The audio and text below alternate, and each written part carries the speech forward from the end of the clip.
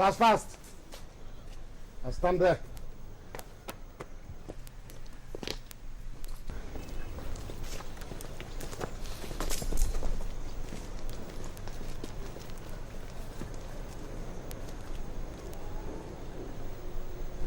That's an how do you do?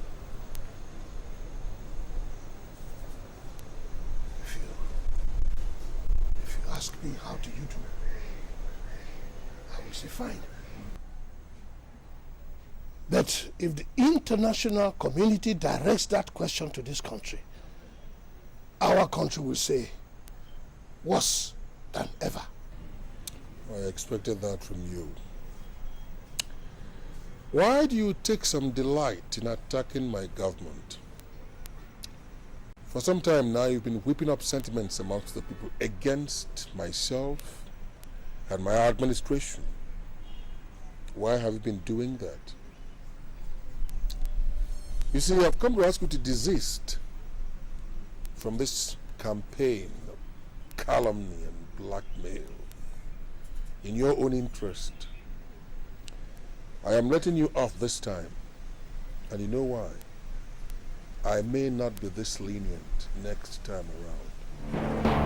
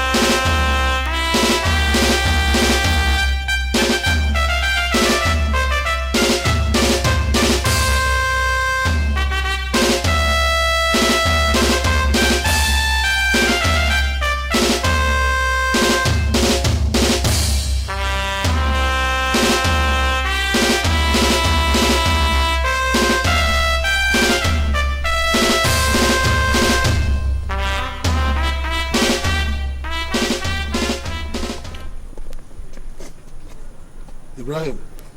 It's up. Come here. What happened to that car in the convoy? The car broke down, sir. Where the driver? Call the driver! Yes, sir.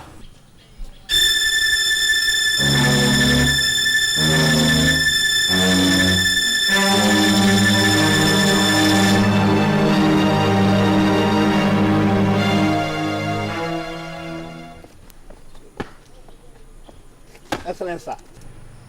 What happened to your car? Fuel flees for us, sir. Why didn't you say you had no fuel in that car? I asked him to give me money, he refused. Who? Is that so?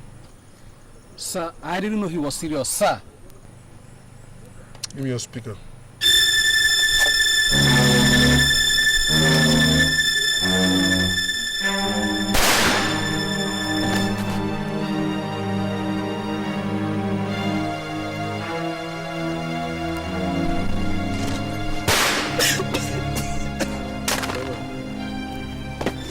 today, Ken takes over as my new ADC. Yes, sir. Yes.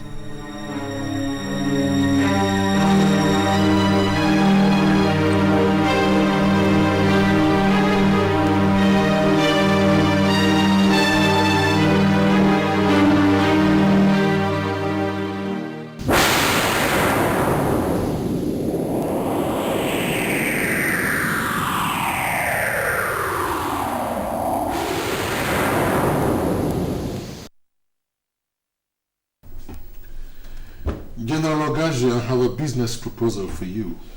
I'm only yes, Your Excellency. Good. I intend to retire all the military officers that are senior to me in the army. I call it Operation Sanity. You want to sanitize the military by retrenching indiscriminately? I have not invited you here to seek your opinion. I am merely informing you. In your own case, it will be different. How do you mean, Your Excellency? I want you to retire voluntarily from the army, then embark on the importation of any merchandise of your choice. But Your Look, listen to me. You have already attained the rank of Major General. What else do you expect? You will be involved with this importation alone for the next 18 months. Okay, what happens next after that, Your Excellency? Let me remind you again, I've not invited you here to seek your opinion. But I believe that it is more honorable to retire than be on the list of those to be retrenched from the army. How do you see it? Your Excellency, I am doing this because you're my friend. I am not compelled to. you see, all I'm trying to... The list of those to be retrenched has been drawn up by the Supreme Military Council. Would you like your name to be added to the list? No, but the only thing is that the whole exercise looks unceremonious. This meeting is over.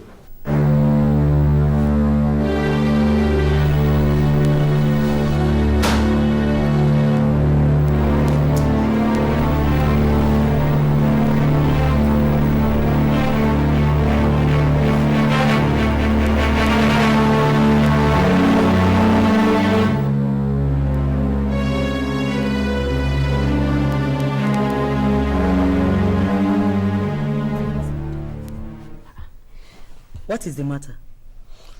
You are not looking yourself. It is the president again. The president? What has he done this time around? Idris Amino wants to nail this country on a hanging pendulum. This time around, he calls it sanity in military. Sanity in the military? Yes, he said he wants to sanitize the entire force.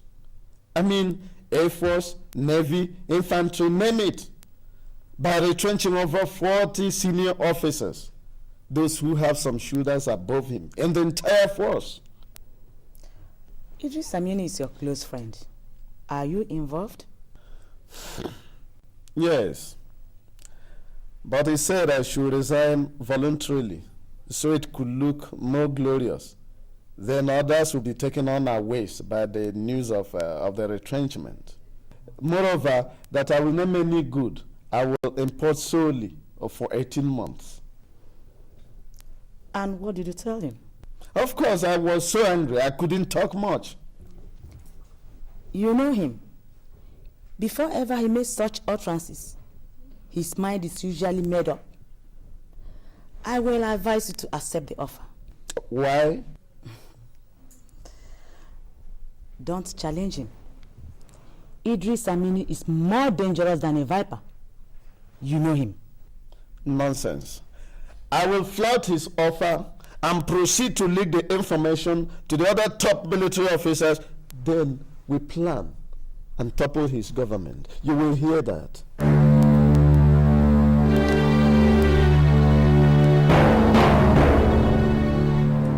my husband, don't say that twice. Don't even think of it. Please. Idris Amino is not easy to capsize. Accept the sole importation offer and leave. Now, I suggest rice. Let us accept the offer of importing rice in this country. I mean, before you could know it, we'll be counting our profits in trillions. Now leave this place. My husband, your life is precious to me. I say leave this place. Get out!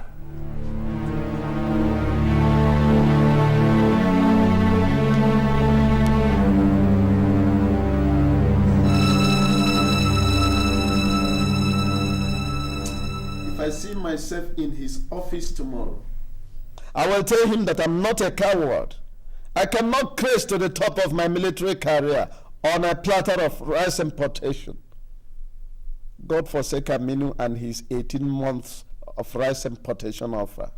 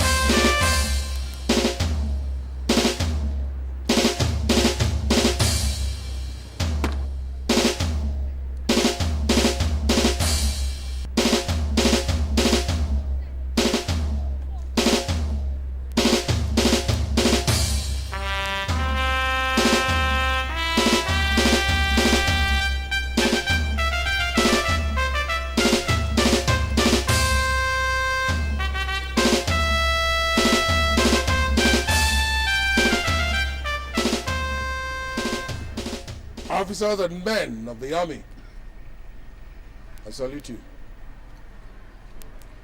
I do not intend to waste much of your time this morning. I have two very important announcements to make, and I'll be brief. I intend to sanitize the army. In this respect,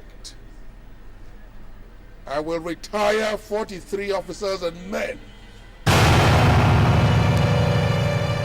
But the sanity exercise will not be complete if I leave out the Air Force and the Navy. Therefore, 43 officers and men of the Navy will be retired, and the same will apply to the Air Force. I believe in equality, and I believe in justice. This is why I'm spreading this sanity program. Second, my son Aaron is hereby made a brigadier general. Aaron, go up and get ready to come back here.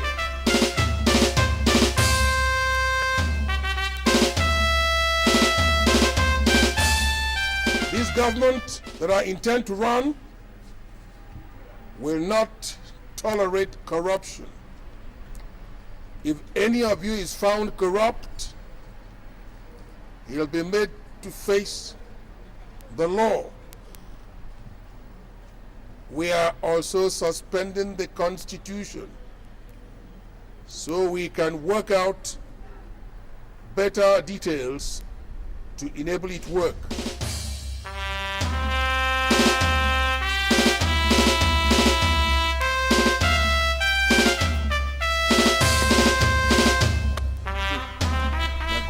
Salute.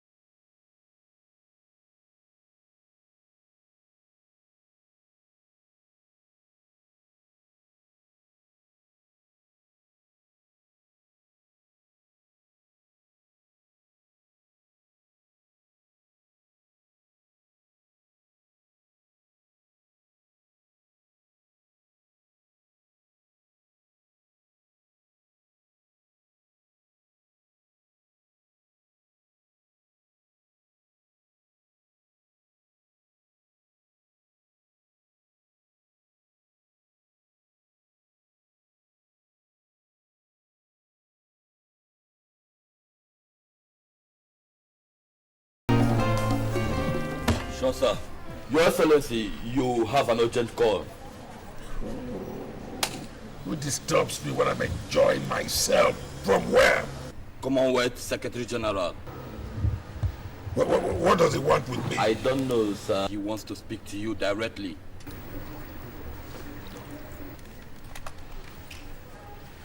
Yes, Emeka, what is it? Nonsense. I have told you to stop bothering me. What happens to your country in your country is your responsibility. And what happens in my own country is my responsibility. I am the head of state and the commander-in-chief, and I am running my country the way I want to run it. Please don't disturb me again on this issue. Yes, I have heard you, and thank you.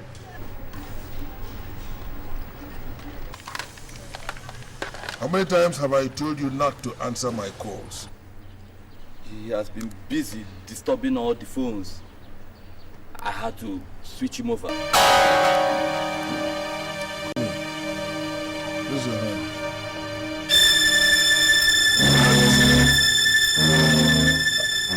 You dress like this before the commander-in-chief? Your Excellency, You appear like this before you are commander-in-chief? I'm sorry. Amina, So, give me that speaker. I'm sorry, Your Excellency. Your Excellency, I'm sorry. Next time you get to press Your Excellency, I'm sorry.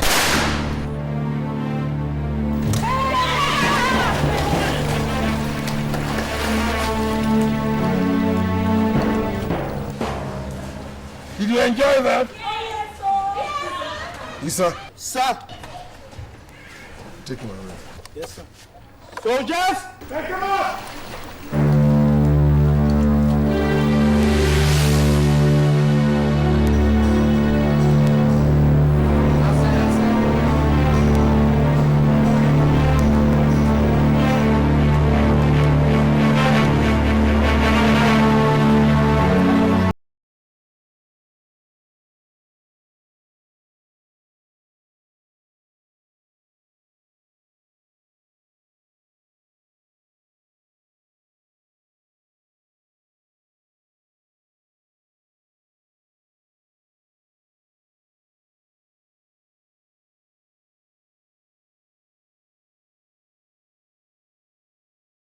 Resignation letter for the past 2 weeks now, and they have not received any. Why? Your Excellency, I wouldn't want to be stampeded into resignation. I trained as a soldier, not a sole importer of goods. I like your boldness. So what do you want? You still have the option of retrenching me, like you did the other senior officers. And the earlier you do that, the better for us, because I'm not going to resign just like that. What arrogance. All right, go on. No, I'm not just talking to be heard. Okay, think of it. Last month, you promised to give me the Ministry of Defense as your old-time friends. But a week after that, precisely 2 weeks ago, you asked me to resign and become an importer. I mean, what is going on? What is happening, Your Excellency? I'm doing all this because you're my friend. Would you like to be part of the Supreme Military Council meeting? If you so wish, Your Excellency. There are some issues we want to deliberate upon, and I believe that your contributions will be valued. Besides, I believe you can contain these pressmen and lawyers who've been attacking us from the civilian sector.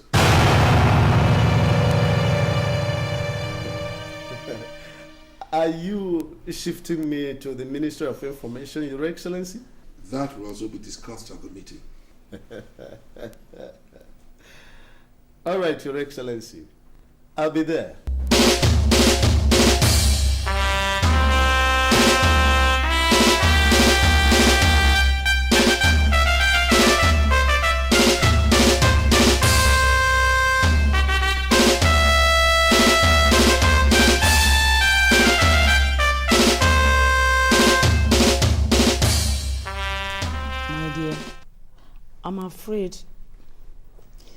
I'm afraid about this meeting you want to attend.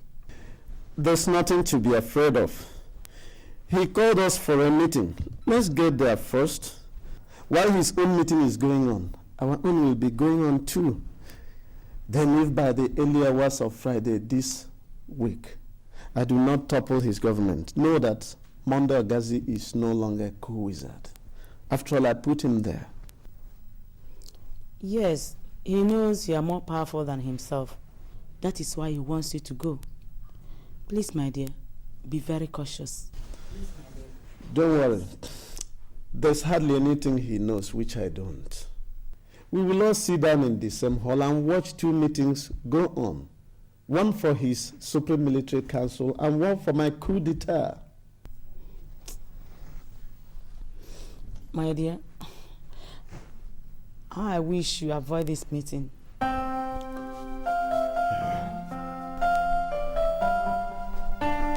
be on my way.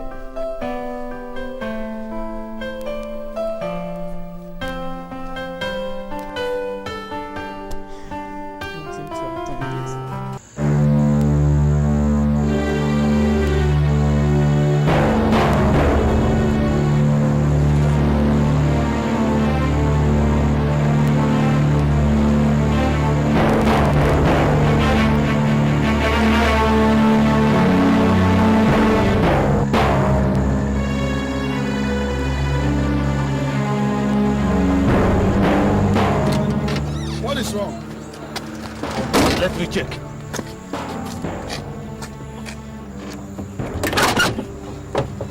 What's the problem, Sambo?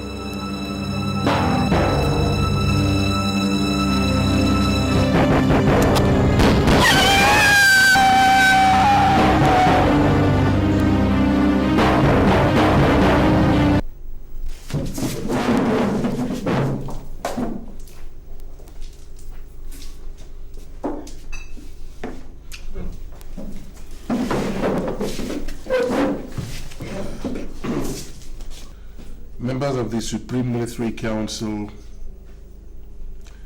I have very sad news for you.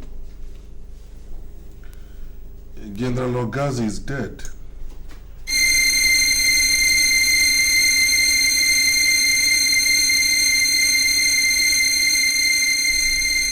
Actually, he was on his way to this meeting. I had personally invited him. As a mark of honor to his memory, I suggest we observe a minute's silence. Shall we all rise?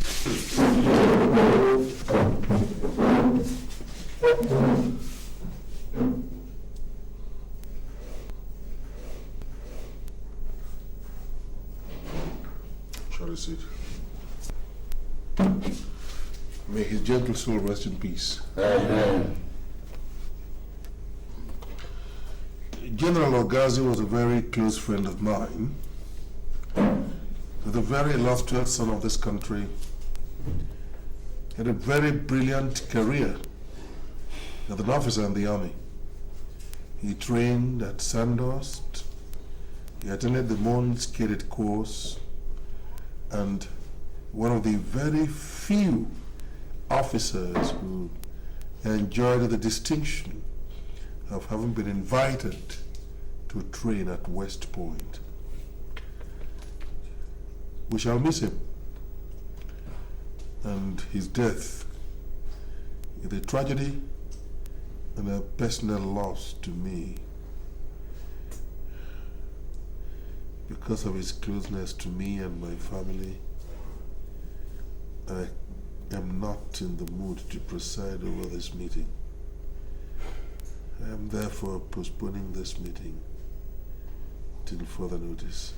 In a similar development, the head of state, Commander-in-Chief of the Armed Forces, General Idris Amino, has placed a ban on the importation of foreign rice and antibiotic drugs.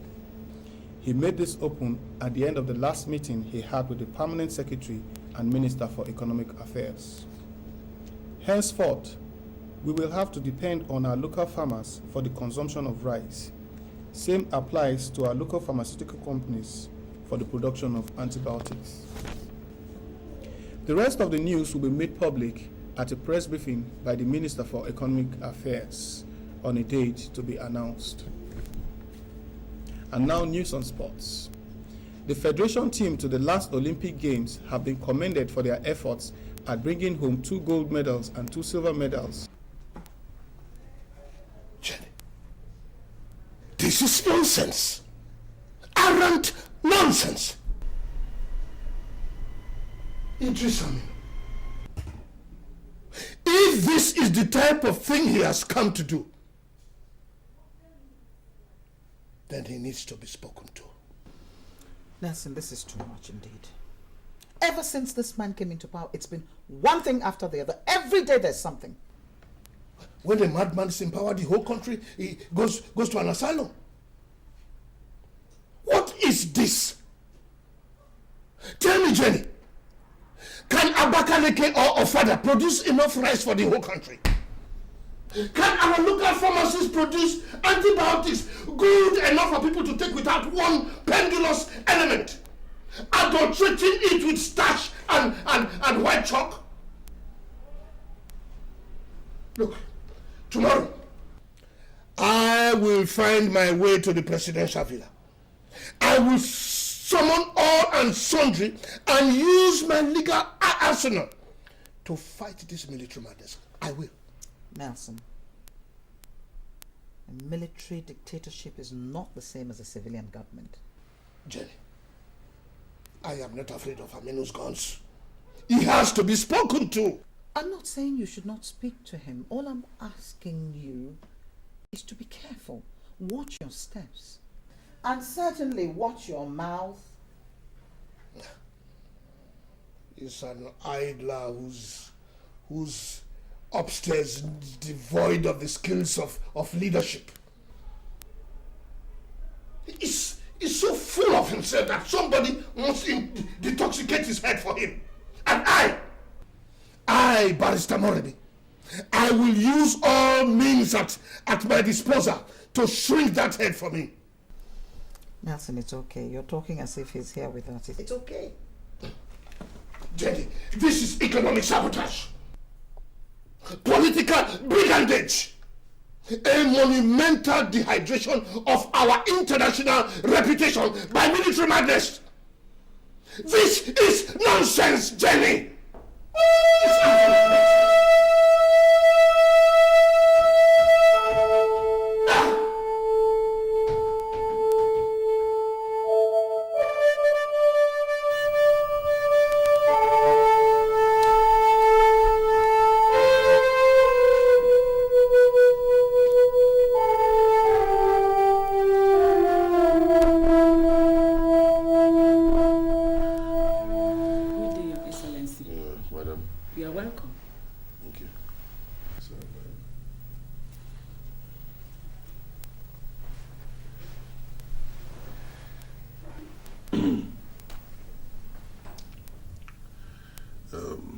Madam, I thought I must come and see you. There are so many people who have come to see me, but I decided to sneak out just so I can see you and then go back to meet them. He was my friend, was trusted, was loyal, and was outspoken. I never believed he had any enemy in the world at all. One thing I must promise you is that whoever is responsible for this, whether one person or a group of people, whoever is responsible must be brought to book. I have already instructed the Inspector General of Police, and he has swung into action. He assures me that before long they'll complete their investigation, and he will notify me accordingly. Thank you, Your Excellency. That's kind of you. How have you been coping? Well, what will I do? I've taken it the way it came. My children just went back to London yesterday after their father's burial.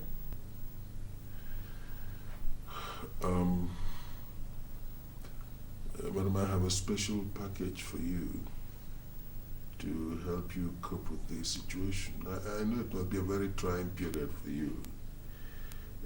Make time at about 3 o'clock today to look into your husband's account.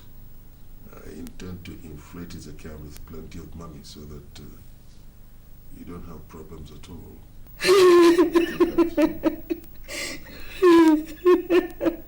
This really is not the time to make this kind of observation, but I must say that in spite of everything, you're looking quite attractive in this outfit of yours. Sorry, I just couldn't help saying it. I'll make time to see you again. Take heart.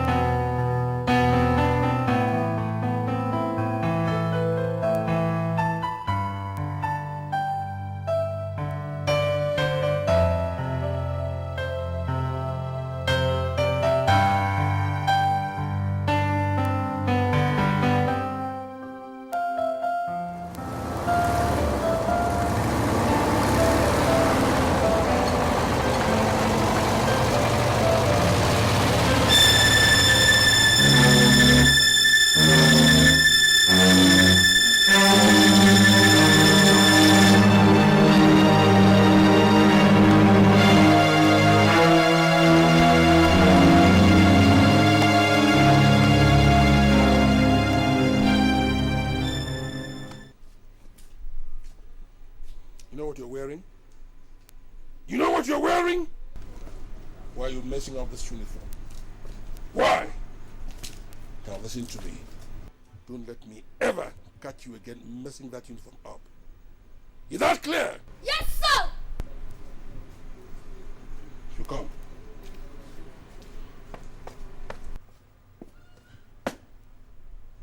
From now on, and with immediate effect, you become his ADC. Yes, sir. Wherever he goes, you go. Yes, sir. And make sure he does the right thing. If anything happens to him, it will happen to you more than 3 times over. Yes, sir. Is that clear? Yes, sir.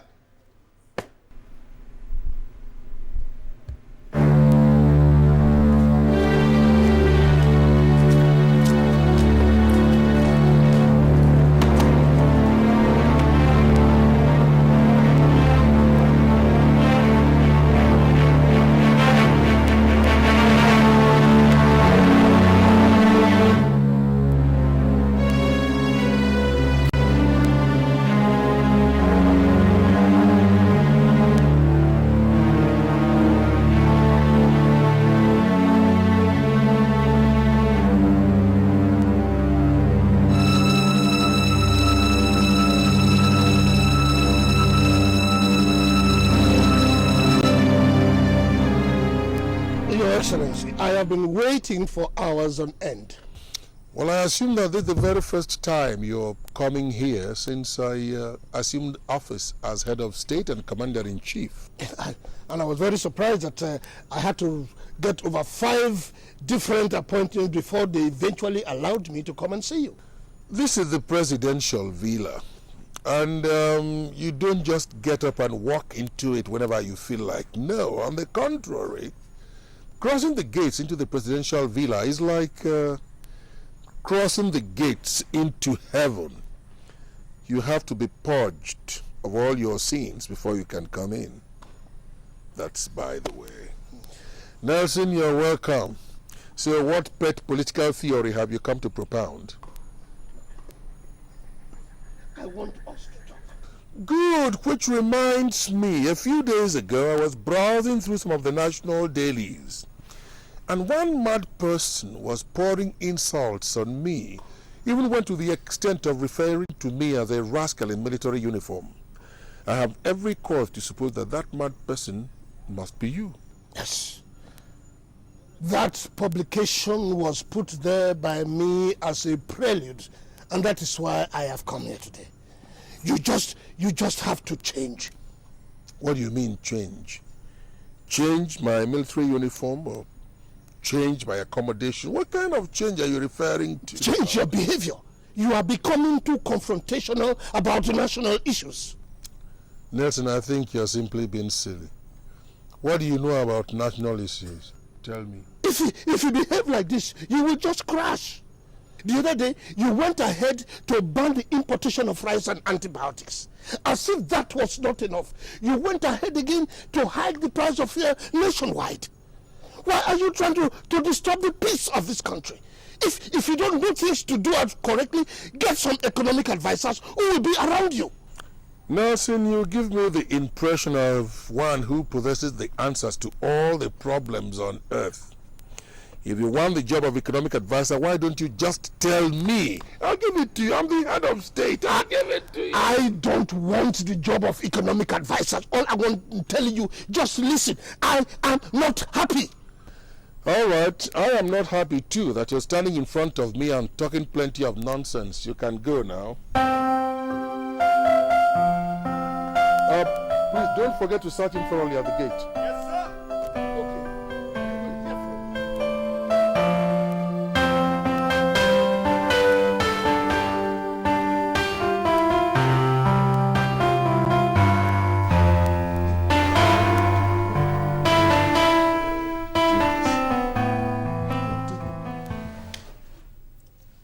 Thank you, sir.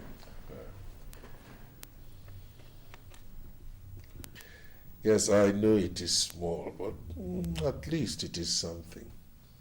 Your Excellency, 15 million naira? What for? No, this is too much for me. It is from the heart. You know, your late husband was my very close friend. So I want you to be my mistress.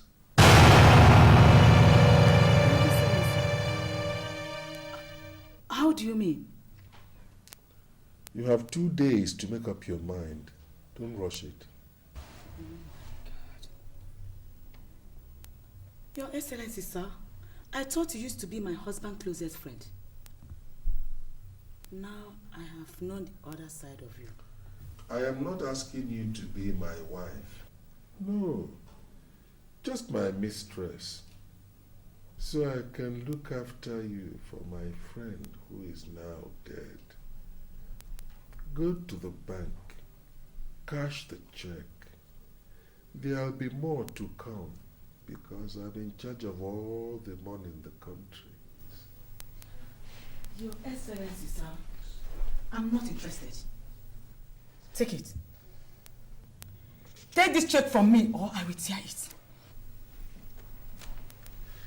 Good day.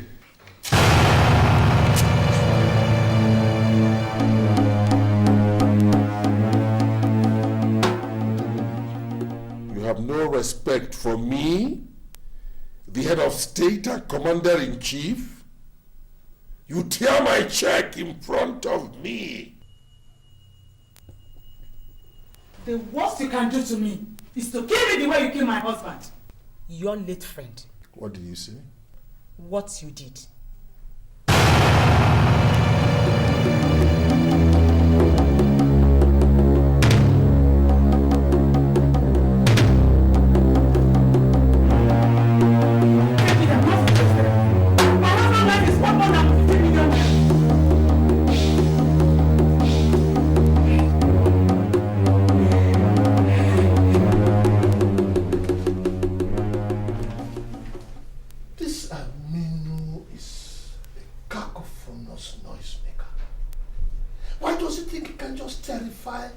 Everybody with his tyranny. I think very soon I should get good fellow citizens and start a rally. Rally? What kind of rally? Operation Save the Nation. Operation Save the Nation. Don't you think that's going a bit too far? Look, I will go any distance to make life unbearable for him. What is this nonsense? Right. Now, before they make me a widow, can you come and have your food? You know, this Amino is an irretrievable nincompoop. A pseudo-factual malfunctionist. An irrational malingerer. I think I have to get the masses because it is time to speak out. What on earth have we not seen in this country in the name of leadership? Idris, why must we cry and cry until the last pebble of tears depart our eyelids? Why? Why?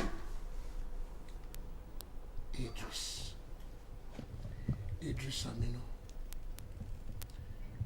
I am going to go to places ungoable and speak against you.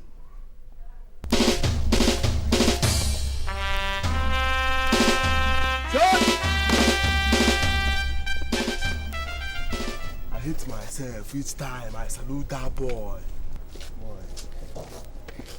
There's so many things you hate in the army today. What does he do with our uniform? Walk around and play in government offices without the slightest form of military training. See, that boy is a trap, a mobile trap for any person who may fall in. Watch your mouth. So, sir, there is only one way to live under the present government. Yes, sir. Bridle your mouth. Yes, sir. Your eyes and even your ears. Yes, sir. Mind your business and sir. obey instructions. Yes, sir. Don't talk too much. Yes, sir.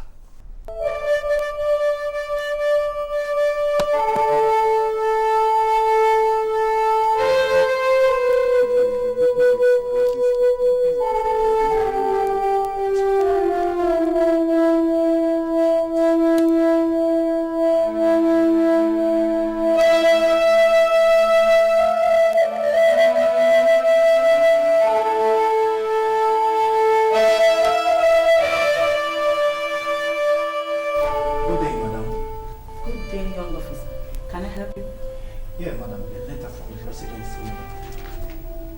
From the presidency? Yes, madam.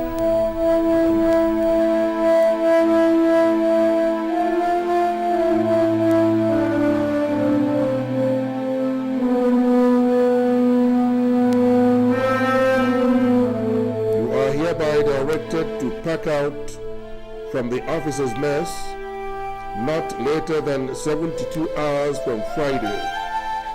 You reserve the freedom to pack to the village or any place of your choice, but not anywhere within the presidential villa.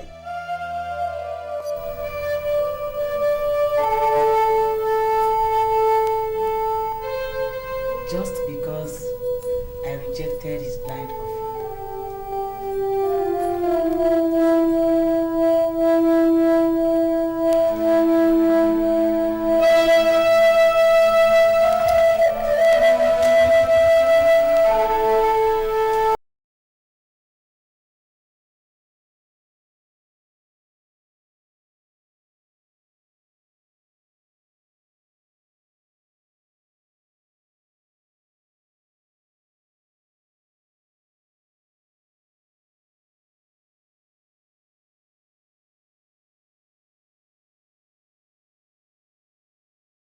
Here, I sent for you. Your Excellency, I have been waiting. I'm tired. I want to go and relax. You know how I normally relax. I want you to go and get me one good one from the campus. Your Excellency, what about the hotels around? Oh no, those guys in the hotels are not very clean. I don't want them to put me in trouble. So go to the nearest camp. In fact, get me two. One black, one fur. For variety. I want them to stay with me till morning. Your Excellency, I'll send Sambo. Good. It will be fast enough. Sambo knows the place to bring me.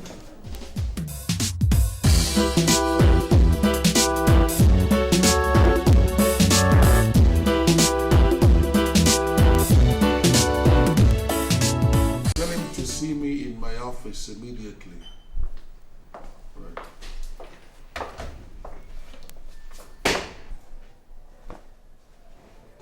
There is trouble, sir. There is trouble in the Federal Capital Territory. What kind of trouble? Barrister Nelson, sir. The radical barrister is holding a meeting against the government, and everybody in the Capital Territory is there listening to him. Who told you that? Sir, I got information from a reliable source. I must swing into action immediately. Why did you move to stop it? Why? Why did you move to stop it when you got the information?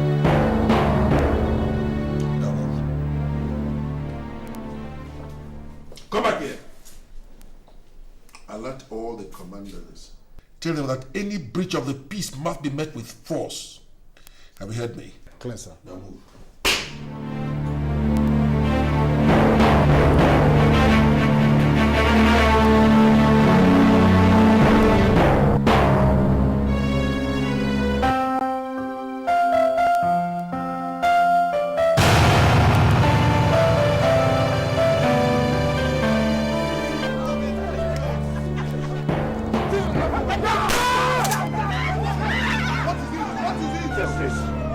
What is going on here? What is going on here? What is going on?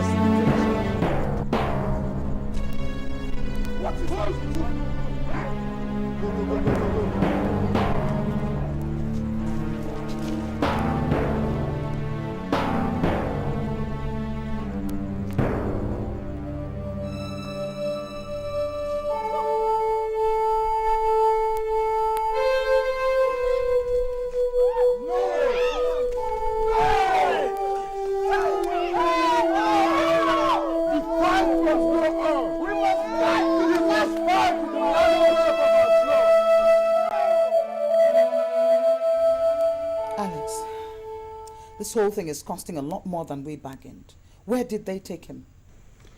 Honestly, madam, I don't know. Maybe they've killed him. Oh. No, not so. Human rights activists are not easily shot like that. Else, the people will go into the street and start destroying things. Yes, let us keep praying for him. We must continue the fight. This country does not belong to Idris Amino. It belongs to all of us. Alex, I'm scared. I don't know how this whole thing is going to end up. I am scared, Alex. Madam, you don't need to worry. Tomorrow I will talk to my police friend, who is the orderly to the President Chief Press Secretary. He will give me the full details and I will come back to you. And that's if they've not lynched him? No. Nobody can lynch the mouthpiece of the people. Nobody. Madam, you take it easy. Have your rest. Everything is still under control. The international community, they are listening. Even those who are in love with democracy are flying at Amino. Very soon, and I mean very, very soon, it will be his workload. Yes. I think we have to leave. Thank you, Alex. Thank you.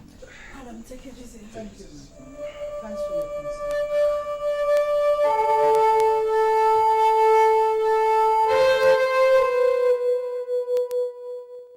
My son, I am here so we can reason together.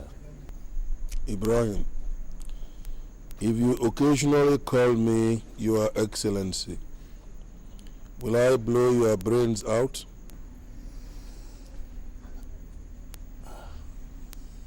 Military etiquette aside, listen to me so that you will learn some pockets of wisdom.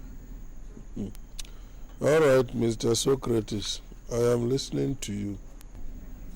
You see, those of us who have spent almost all our lives in the army, we have a secret. It is as simple as this.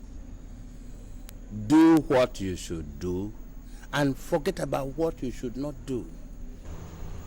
Don't blow things to extremes.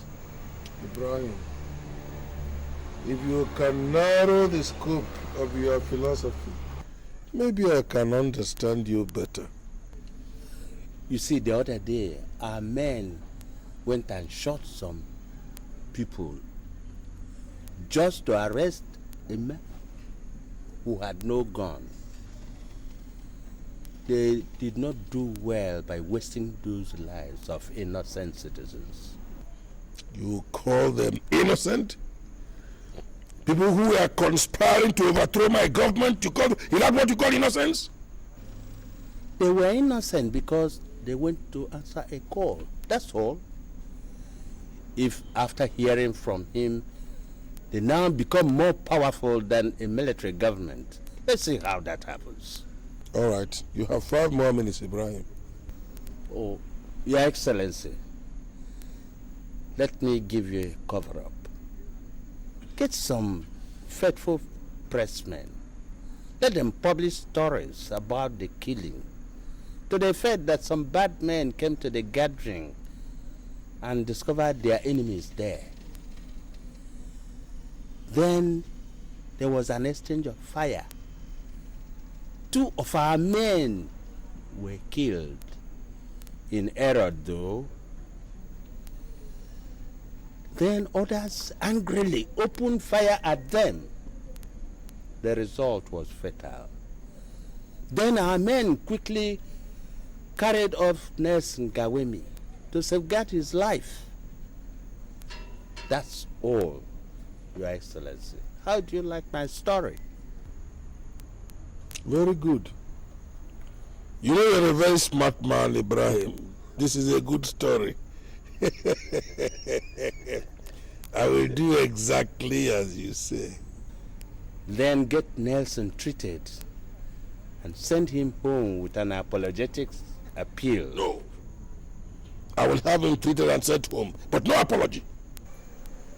You have to be diplomatic about it. I don't believe in diplomacy. Not even the pretense type. Any type of diplomacy. I don't believe in it. Good night, Ibrahim. Go and sleep.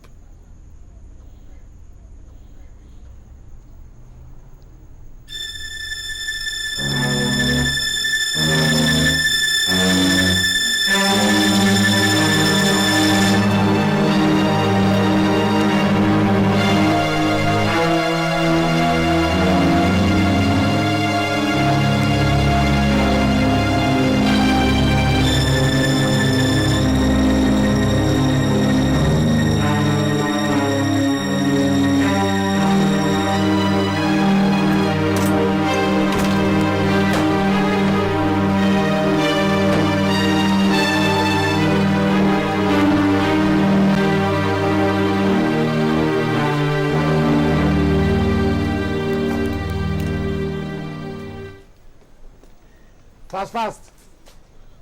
I'll stand there.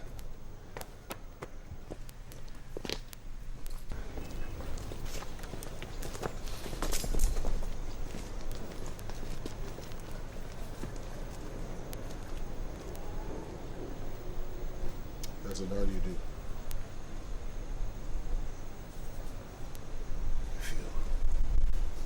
If you ask me, how do you do? I will say fine. But if the international community directs that question to this country, our country will say, worse than ever. I expected that from you. Why do you take some delight in attacking my government? For some time now, you've been whipping up sentiments amongst the people against myself and my administration. Why have you been doing that? You see, I've come to ask you to desist from this campaign of calumny and blackmail in your own interest. I am letting you off this time, and you know why? I may not be this lenient next time around.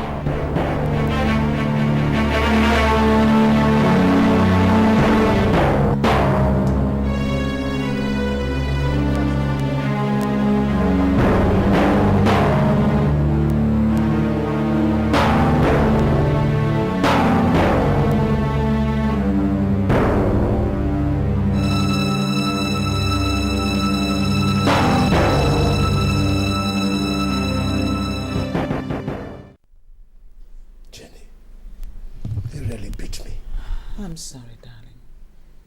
I'm sorry. You know, maybe we should cease fire for now. At least until you can get your strength back. Jenny, Amino is the worst thing that happened to Africa. Do you know they went and published wrong information about what happened? I read them. They claimed it was the fault of some bad men out there. Can you believe it? Did you know? Now I am going to grant interviews to those newspaper editors who've been bugging me with interview appointments. The people must know the real story. The BBC and Voice of America wrote about what happened. Thank God. Because they gave the true version of what did happen. Jenny, those are civilized people. They say it the way it is. Well, honey, maybe now you have to tailor your speeches so you don't mention Amino by name, please. Darling, indirect speeches are the makings of coward. I say it the way it is. You should know me by now. Well, you get some rest. And then I'll take you to the hospital for a thorough checkup. Thank you, darling. My personal doctor said he'll be coming to do that. Oh, I forgot.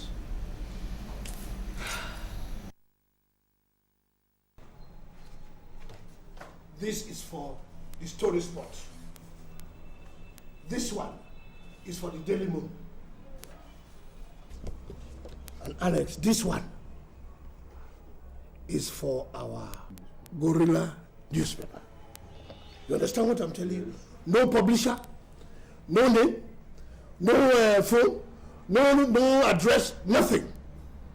It is going to be called True Story. Okay? I mean, let him tell the lies while we tell the whole world the truth. You don't know that when you get there. Yes.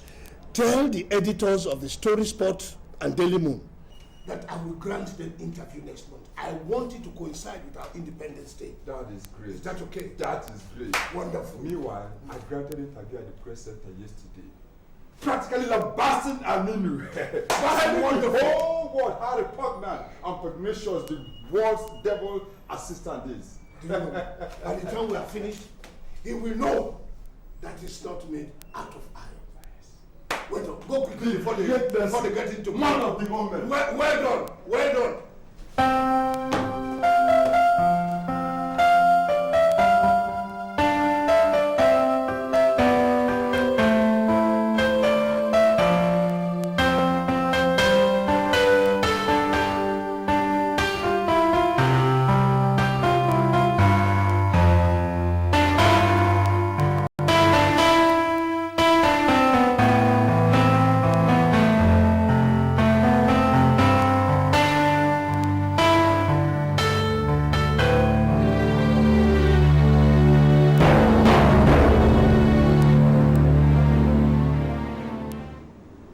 Boy, what can I do for you?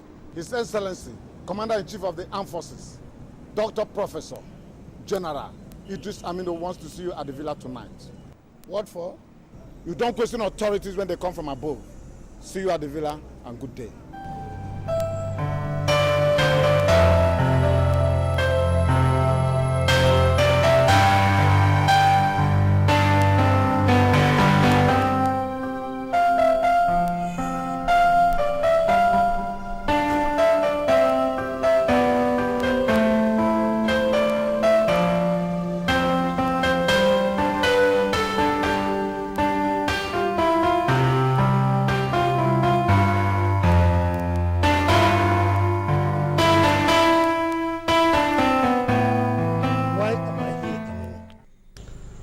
Call me Your Excellency. Others that do it are not foolish. Well, you only call people who do excellent things His Excellency. I see. In other words, I don't do excellent things. Nelson, I want to make you an offer, which I think it'll be worth your while to accept. So you stop attacking my government.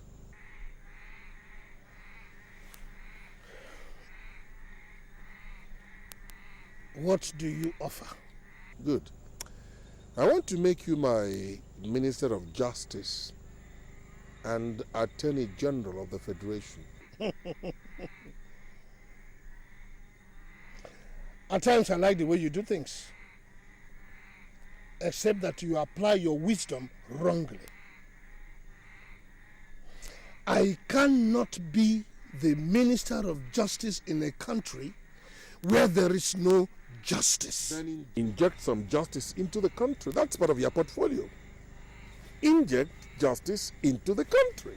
I will probe you first. Accepted? Are you mad? You see? You see?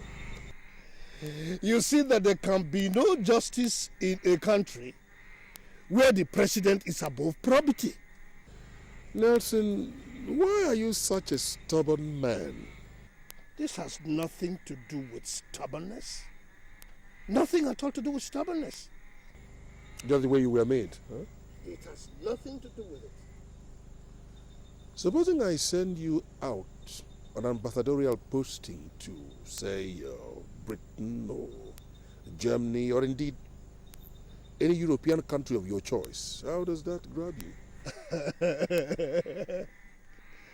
Amino, you see? You see? Now you want to throw me out of this country so that you can relax and roast other members of the populace to ashes. Isn't it? Isn't it? You know, I've known you for a very long time, but still I can't tell what your problem is. What is your problem, Nelson? Exactly what do you want? Amino, organize an election. Let there be a democratically elected president who must not be an Amino in Mufti. That's all. That's your problem. You have convinced me beyond reasonable doubt that you require psychiatric attention.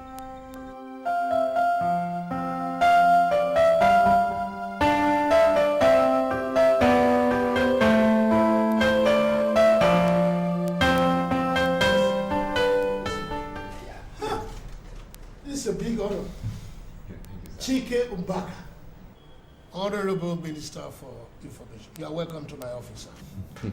Thank you, sir. Barrister, I came so that we can chat and put heads together. Now, Barrister, I want you to tell me what exactly you hate about this present government. Give me your suggestions so that I can forward it to Mr. President for considerations. You are the Minister for Information. Yes, of course. Do you want me to join your government? Not really. I mean... Have you ever asked yourself, why am I the only civilian minister in a ranch of military leaders? Have you? Well, if you don't know, let me tell you. It is because you are playing this stooge. You are playing the political mouthpiece of a brutal government. You have been set in front to say that it is white when it is black, and black when it is white. Why? See, Barrister, that is where you got it all wrong. See, the problem with people like you is that you criticize from the distance. Come closer to us and see what we are doing for yourself. Everybody knows what people are doing. Even to the ordinary farmer in the bush. I will advise that in the interest of self-conscience, resign and leave the government. Forget about money. Barrister Nelson, why not say something meaningful? You see, you people are not ready to listen to the truth. You only listen to all these little brats who perambulate your corridors with overblown contract bills. Those are the type of people you listen to. No, Barrister. I think I should better hear my way. What should I expect from a civilian autocrat? If you are not ready to listen to the truth, then don't bother to come into my office any longer. Then you can leave. Leave. Stooge.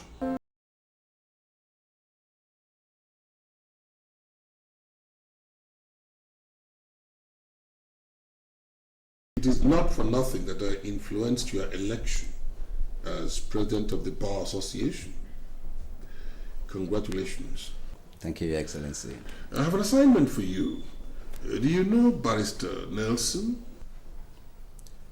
I know Barrister Nelson very well, Your Excellency. He has always criticized every move of ours, and I think I want him silenced. Get the check for 20 million naira. Use it to accomplish that assignment. Silence Barrister Nelson. Your Excellency. Yes. Barrister Nelson is a very popular personality and a human rights activist who is also loved by the people.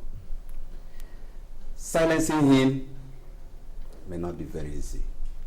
You are the president of the Bar Association, are you not? Yes, Your Excellency. Good. Use your bar brain to accomplish this assignment. That will be all. I'm at your service, Your Excellency. Good. You have 2 weeks to do that. 2 weeks. Shem, I see you are in my office today. How come? Why are you talking like that? What do you mean, how come? When you people heard that Amino was after my neck, you all ran away and started watching me from a distance. See, don't talk like that now. You know we are under military dispensation, and one has to be very careful. You should apply wisdom when you talk and when you see. That is by the way. You are welcome. Thank you. I see that you are putting on a lot of weight since you became Labour Congress president. Your master will be taking good care of you. Oh, well, I have come to lend you some support. I like your struggle for the emancipation of the common man. What if I call out the workers on a strike just to support you? Why? The president is threatening to hike up fuel price again. And so I want us to continue our efforts to tell him that we're not pendants that can hang down his neck as long as he wishes. I wonder why you are just remembering it so late. How late? You see, Esho, I don't need any assistance from anybody. You know, I am a lone ranger. That is why he's planning to kill you, because he thinks you're alone. Shehu, I don't want to be attached to the forces of the Labour Congress. I carry my cross alone. Nelson, you have not changed. Oh. You want me to join forces to the Labour Congress so that at least when you people are bribed to call up the strike, I will be called as one of those who took the bribe. I don't take it too far like that now. That's not it. Is there anything, Shehu? Any other thing, Shehu?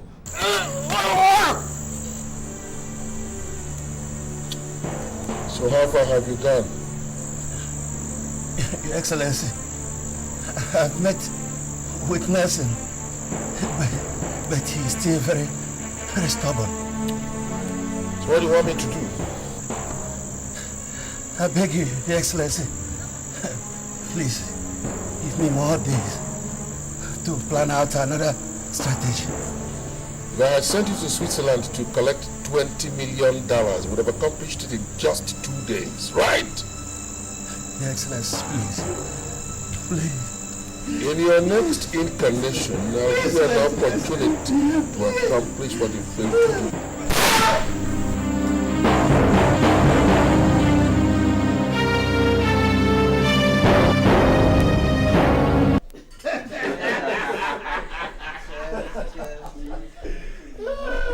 Sonny, you're not looking bad at all. What can I do? Oh, I think America has actually been good for you. Look at you. You're looking good. Look at your head.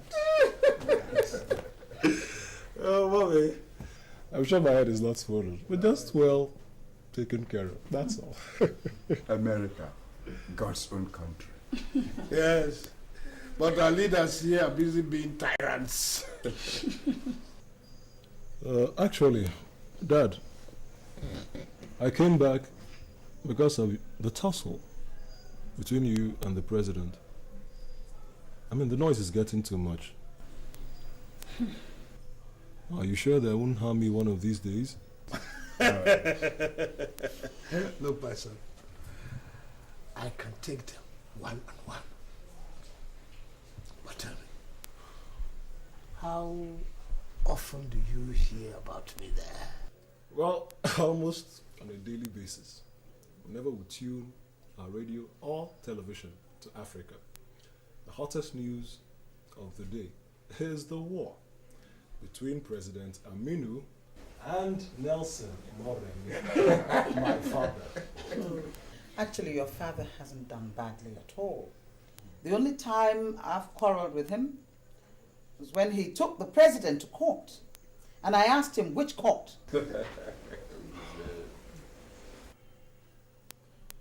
Dad, I want you to stop this fight. I mean, it's futile fighting an armed behemoth like Amino with mere vocal power. You just come back from America. I think you need rest. Oh, God, not again. Well, I'm gonna love you and leave you. I have to head back to my office. Oh, excuse me, the kitchen. I think we all need something to eat. Well done, my dear. Furthermore, I wish to announce the closure of the following parastatals due to lack of efficiency: Ministry of Natural Resources, Ministry of Sports, and Ministry of Science and Technology. Henceforth, a new ministry will be created to take the responsibilities of the three defunct ministries. The new ministry will be called Ministry of Mineral, Sports, Technology, and Cultural Matters. The following national newspapers have been shut down with immediate effect. They are Story Sport Weekly and Daily Moon.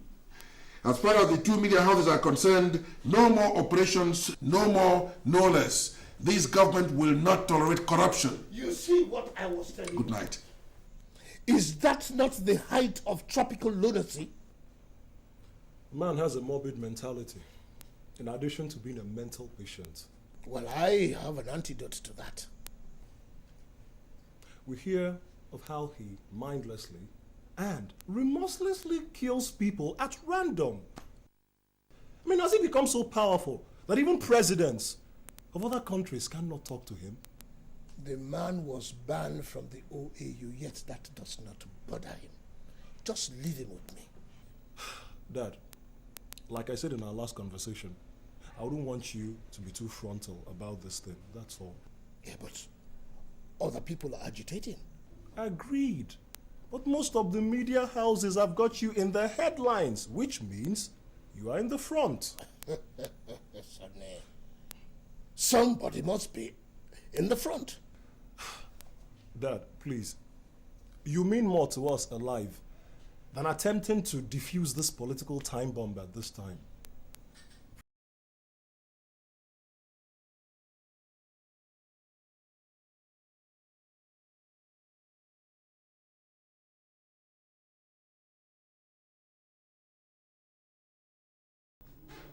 Why are we here?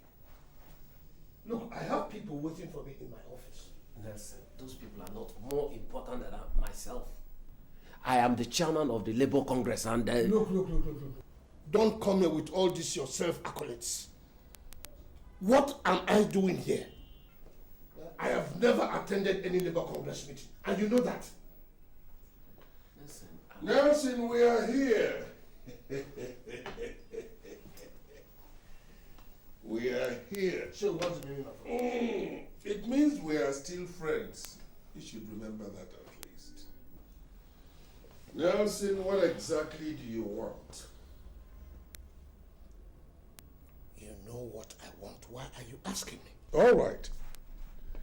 If I organized elections tomorrow and put you in office as the next civilian president, would you like that? When is your tenure ending? What is the timetable for a military government to get out of power? Nelson, you should not forget how and when and where three of us started. If anybody should be attacking Amino, it's not you. Shehu, first, Amino was a baby, a boy, then a man.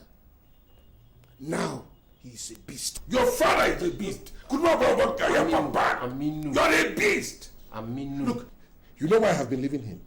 You know why I have been leaving him.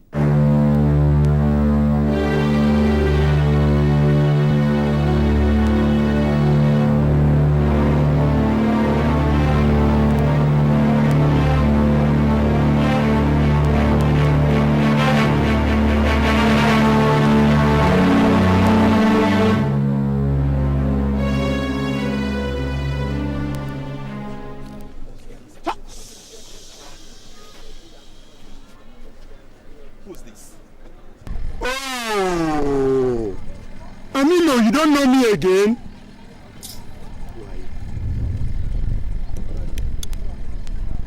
Do you now know me? Who is this guy? Is he your guy or what? My guy? It's a piece of dry stick meant for the oven. Hey, come on guys. No jokes here. You guys should tell us what's going on here. I mean, what's going on? Amino! My name? Amino! So you still will rape my girl and get away with it? Your girl? Do you have a girl? Are you a man? Hey!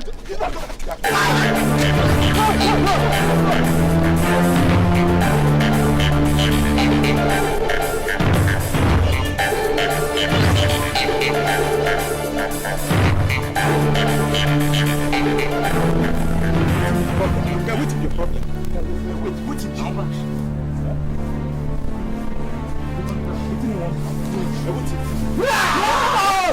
Listen. Nothing. Nothing. Listen. Nothing. Come look at me now. Look at me. Come look at me. Come. Nelson, no! So, Nelson, how do you feel now? I feel so much better. Nelson, I'm very sorry. It could have been me. It's okay. But why do you have to rape his girlfriend? His girlfriend? The girl in question was my girlfriend. But I never knew she was double dating. So one day I caught her in that guy's arm being kissed. Can you imagine such an embarrassment? I mean, listen. I really understand how you feel. But you see, you should have forgotten all about that girl. I mean, get yourself another girlfriend, a better one. It's easier said than done. Easier said than done, you said. Now tell me, raping the girl, does it portray love or vengeance? Both of them. Both of them. Now see our friend here, Nelson. He almost lost his life into the fracas. Nelson, I'm still very sorry. Stanley must pay for this. I will teach him a lesson of his life. Don't go that far. I will go any length. I will show him my true color. I wouldn't want you people to set up another fight. You know, this is our final year. Yes, which is the best time for acting. Cool down. Just watch me.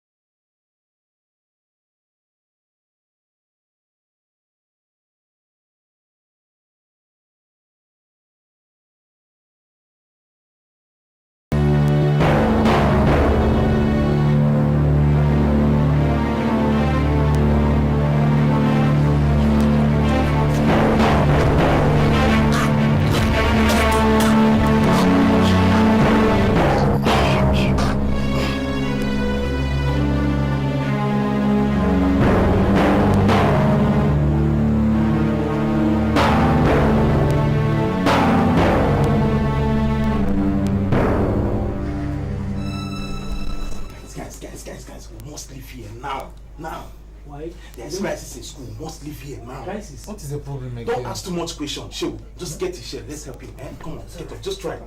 Get his shoes. Get his shoes. Come on, please. Just try. Just try. Just easy. Just easy. Just try. Come on.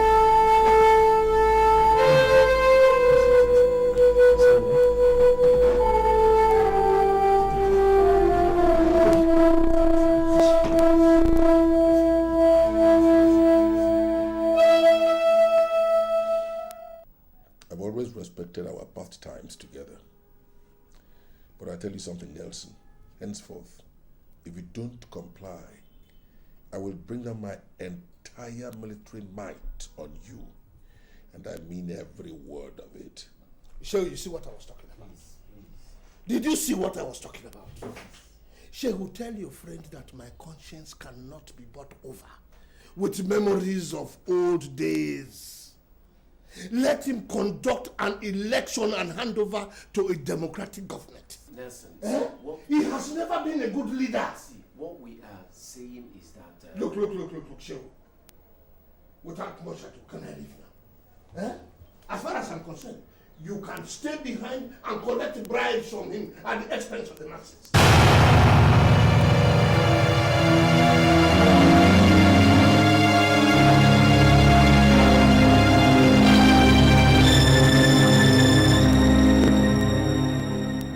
Hello, darling. Oh, hi, honey. You're welcome. What was the meeting about? You know, I told you that Shehu had something up his sleeves. Now I know why Amino made him local Congress chairman, so that he can use him to draw me close to this monolithic and barbarous set of government. Tell me, what exactly happened? It was an unscheduled meeting between Shehu, Amino, and myself. They started off by reminding me how we went to school together and how we were friends and all that. And therefore, I should join this bandwagon of porous-minded people and all that. God forbid. Well, I hope you people did not exchange words. Jenny, I told him the hard words I could tell him and I walked away. Darling, please, can you get my food ready? I am hungry. I'll gladly do that.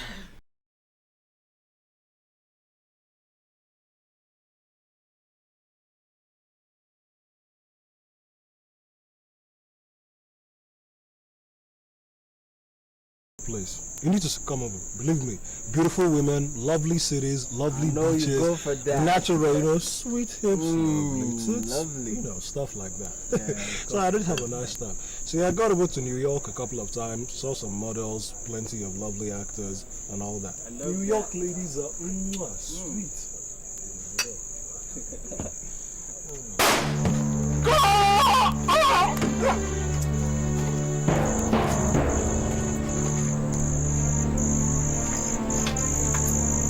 Sonny!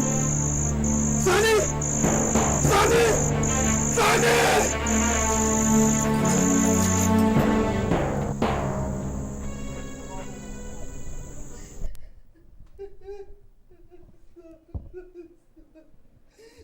My son is dead.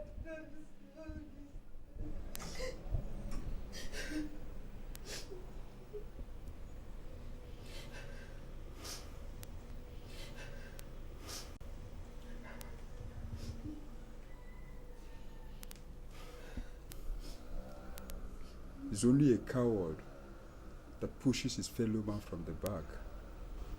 Amino is a coward. What he has done shows that he's a coward. You take heart. The international community will hear about this.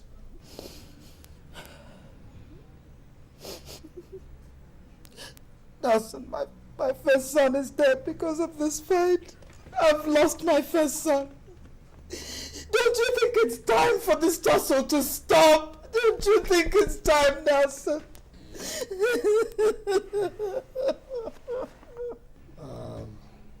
We shall bury him at the cemetery. And after some weeks, I will tell the whole world through the BBC about Amino. It is time for our people abroad to rise. Rise!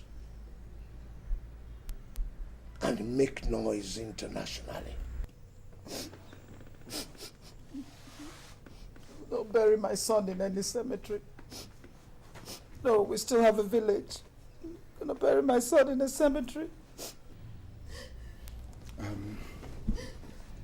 I think both of you should come together and make a concrete arrangement for his burial. His siblings in America are supposed to come back, at least to see their brother's body before his final burial. I'm glad you know that.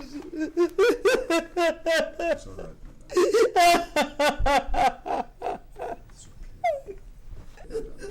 It's all right.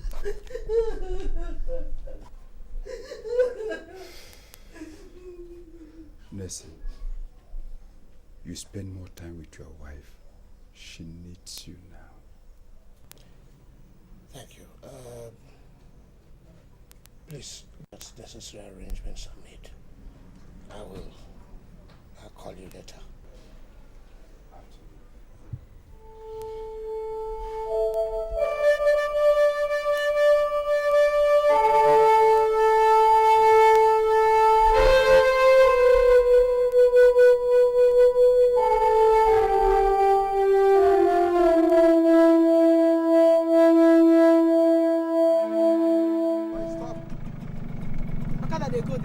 What do you mean they go. Are we wasting our time here?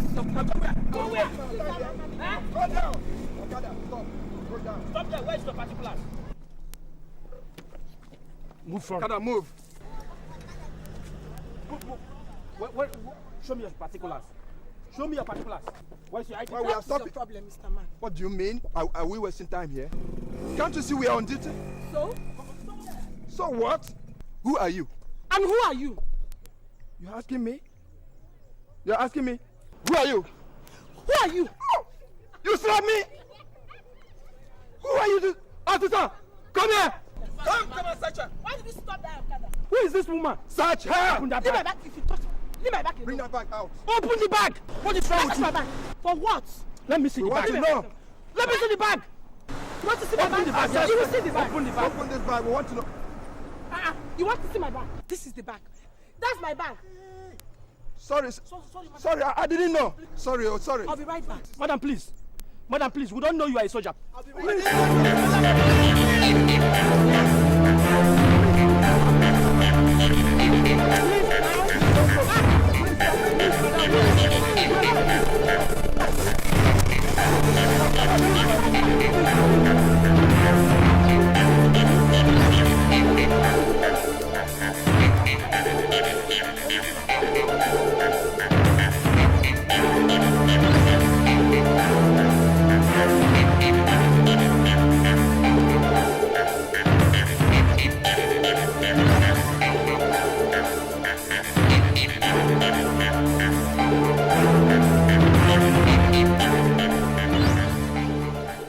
These are the two rascals, sir. Yes, so what do you want me to do with them? For inspection, sir. No. I've told you people before, if you encounter any such rascals, don't waste your time, just snuff them out. Don't you have your speaker with you? Please, so what are you waiting for? Please, sir. Please, Excellency, we don't know she's a soldier. Please, I don't know she's a soldier. Please, Excellency, please. Please, let me out.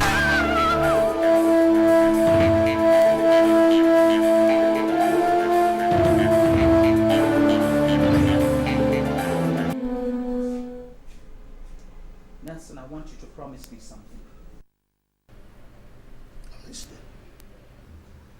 Promise me that this fight, Amino, is over. Why? I'm afraid the worst may happen, and soon. Something tells me that the death of our first son is just the beginning of tragedies for us. Jenny, the fight goes on. It is not over until it is over. Listen to me. I have just about taken as much as any woman is expected to take because of your stubbornness. Your venture into politics has cost us our first son, and I think it's time to call it quits.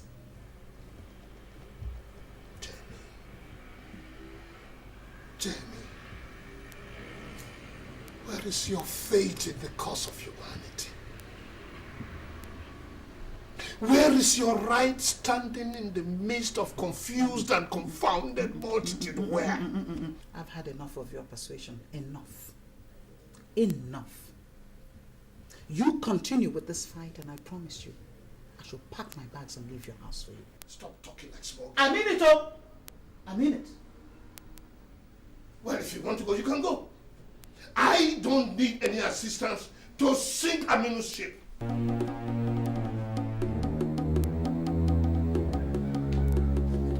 You confront this government one more time and see if I don't leave this house. I don't care. People go to the sea and swim in salt water. You're a stubborn man.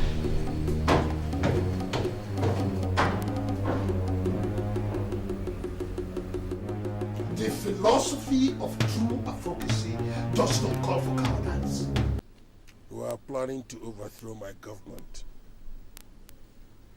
You think I wouldn't know? I have known. And I'm sending all of you to your graves today. Aaron! Sir! Flog them. Yes, sir!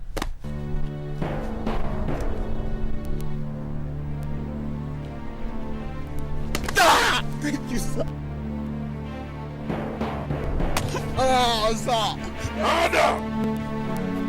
Oh, thank you, sir. Thank you, sir.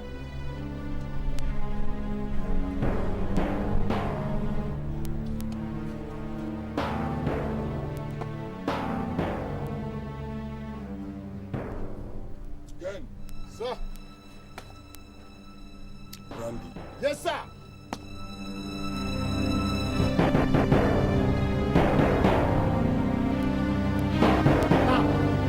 Escort!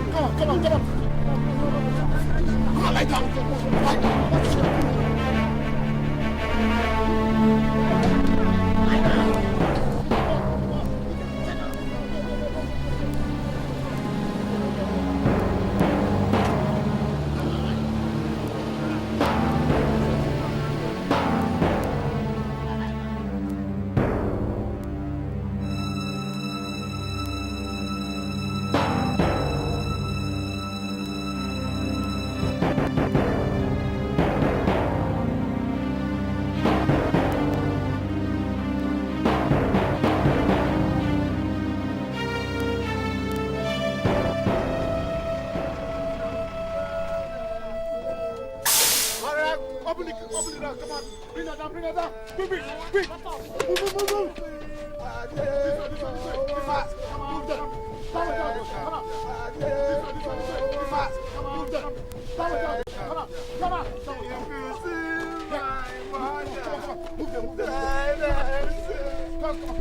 Go. Escort. Take position. Come on. Fast.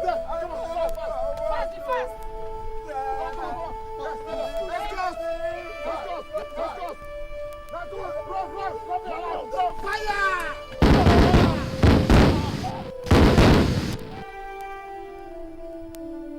Return to the vehicles! Yes, sir! Return to the vehicles! Come on! Enter. Look, I want to tell you that Idris Amino has done a lot of harm to this country. His latest achievement was killing my son, my own son. Every day, on an hourly basis, people are maimed, killed, brutalized, and thrown into the lagoon. I want the international community to come to the rescue of this country, otherwise it will be too late. The United Nations at the moment is considering a 12-point sanction on the battered country. Meanwhile, a detachment of allied forces has been sent to restore order. Nelson, you again. God knows I have given you enough time to repent. If I decide now to blow your head off, nobody will blame me. Nobody.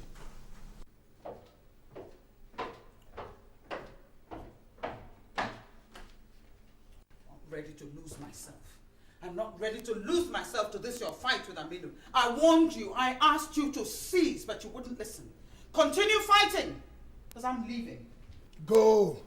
It is even better for me. Go. The fight continues. I lost my first son, lost him to this fight. Who knows which other member of our family will go next? Who knows what's going to happen because you're fighting Amino? Don't just worry about me. After all, women have always abandoned their husbands when the going gets tough. Women run away from their husbands when the going gets tough? Women know how to fight, that's it. They know when to fight and they know when to quit.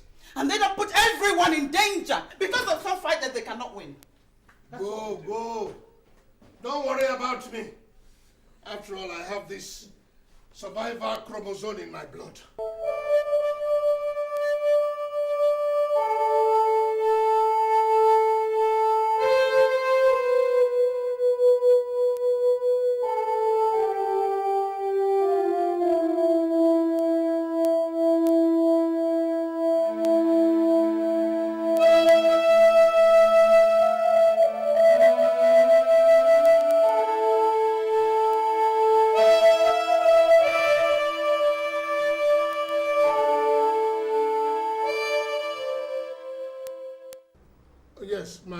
secretary told me you wanted to see me. Yes, sir. I am an editor with the Daily Moon newspaper. I want to have a word or two with you. Okay, fire on. Excuse me, sir. Can I use this? Oh, go. Sir, how will you analyze the present administration vis-a-vis the current spate of killing and missing personalities across the country? I told you people before that Idris Amino is a cannibal. He's an inconsequential and recalcitrant character. He does not have the human skin, neither does he possess the biological liver in humans. Sir, are you by any means insinuating that the president is behind all this? Let me tell you, this is more than mere insinuation. I know him very, very well.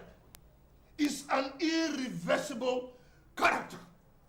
You know, I think he must have done his primary and secondary education in the zoo.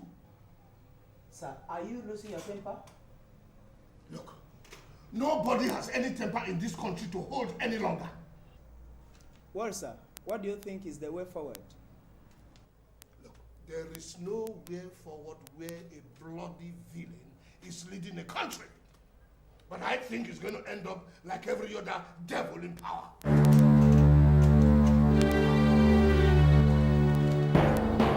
Arrest Barrister Nelson. What for? Take them along.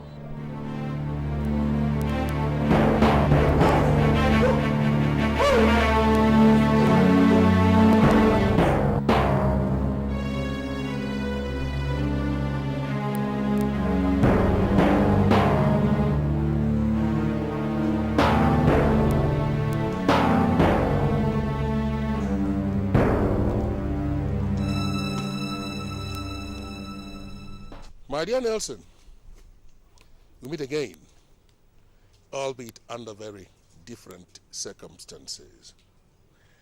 I'm sure this is the very last time we are likely to meet this way because I've had enough of your nuisance value.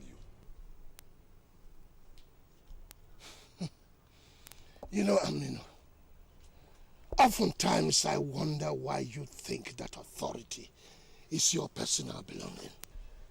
And very soon you'll find out why I am reluctant to share authority with you. Oh, by the way, Mr. Journalist, I see that fate has brought you back to the corridor of death. You know, you had an opportunity once to reform your life and be useful to yourself. But you blew it. Apparently, this life of yours has very little meaning to you. Your Excellency, I challenge you to shoot. Shoot! Shoot until the last man standing is down. Go ahead. Shoot until the whole country is down. Well, shut up! It's okay, it's okay. No. Let him talk, let him talk. Go on. Go ahead and shoot until you become the president of many rivers of blood. I challenge you. Shoot and kill me. Kill me, Your Excellency. You know, I like the way you journalists employ English language. Demonstrate courage, they are fearless, and they don't even mind whose axe is God. Amino! Amino! As I was saying before that interruption, I am sending you to an island where only bad weather and sea animals will keep you company until you transit into the great beyond. I would have wanted to kill you myself with my bare hands, but I said no. That'll be repugnant. I will allow you to hang on until time takes its toll on your life. Amino, shoot me. Shoot me, Amino, shoot me. No. Don't be a coward, do it yourself. Do it and see how many pages they will give you in the annals of the pages of this country. Shoot me. Take him away. Stop, you coward! Coward! Goodbye, Nelson.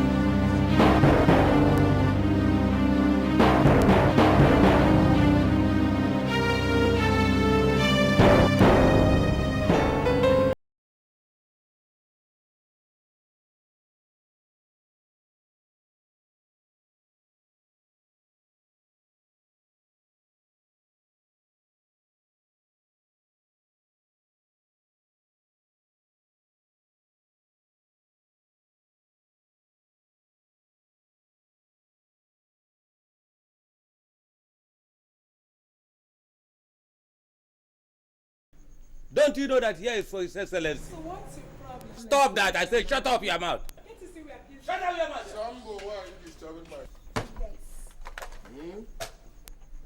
Sorry, Your Excellency. So we're sent to come and spy on me, huh? No, Your Excellency. I'm just on night patrol, sir. So you are one of them. All right. I'll teach you how not to be a spy. Oh yeah. I like this. His Excellency. He died like a dog. Yes, an obedient dog. Yes. Yes. I like that. You like that? Okay. So, oh yeah. Your Excellency. Yeah.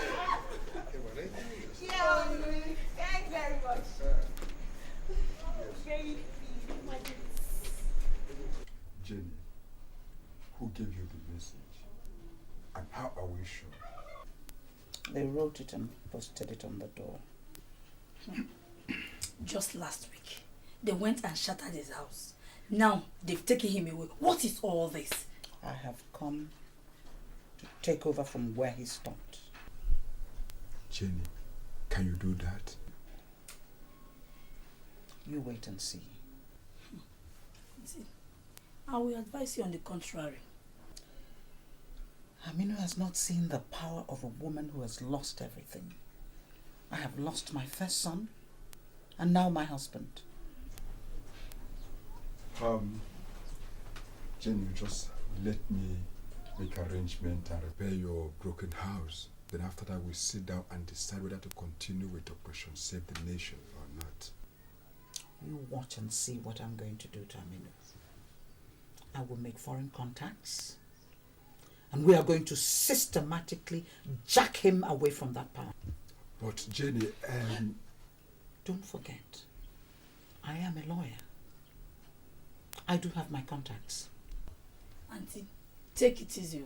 You know Amin is a very dangerous man. Please, take it easy. Easy.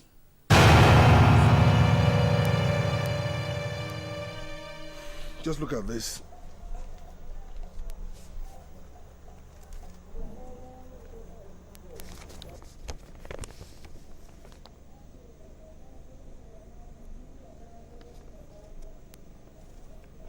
Nelson Moremi's wife.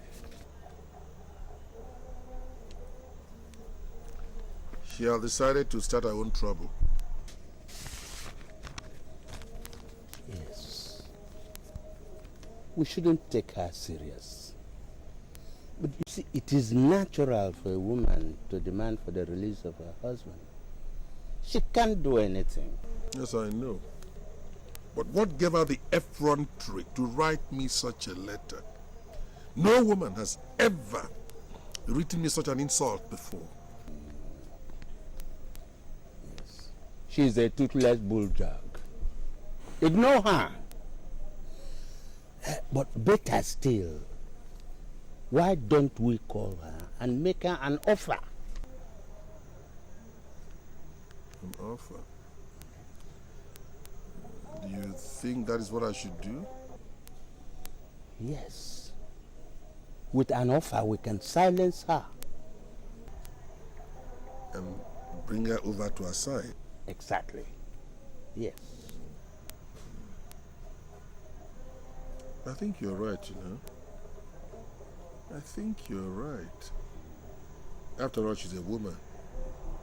Yes. That's what I will do. You know something, Ibrahim? I've always felt that there is so much in this little head of yours.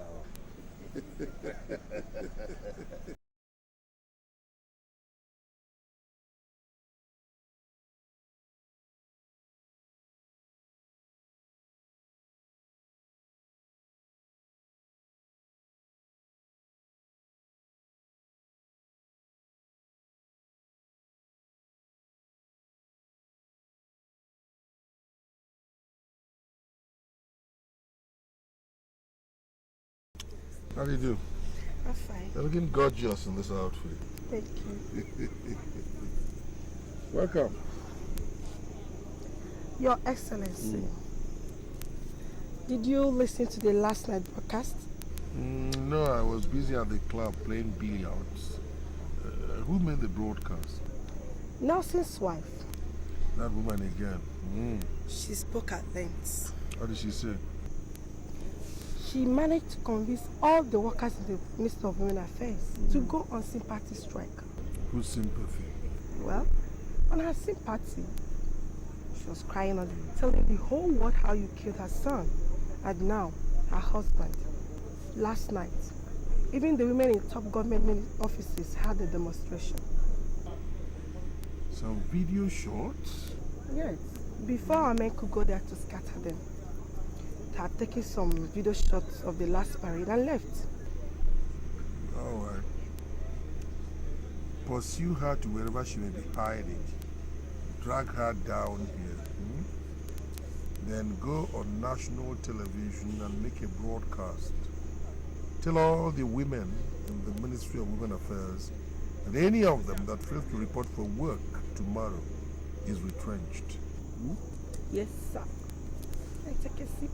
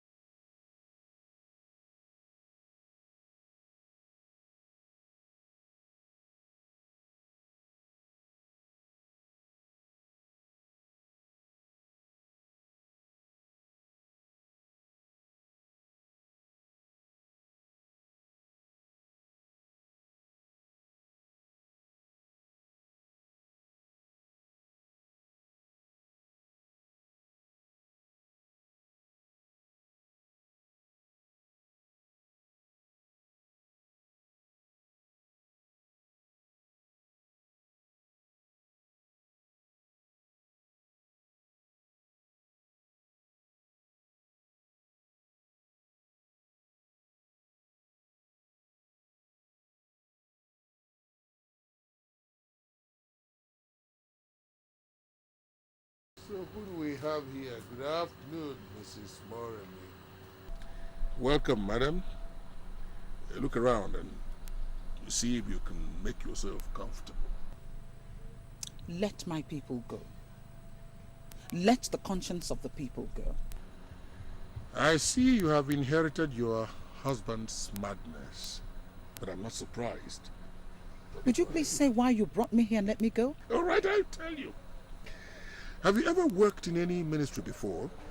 No, I work in my husband's chambers. Good. I am offering you an opportunity to run a ministry, the Ministry of Women Affairs, so you can stop all this campaign of calumny against me.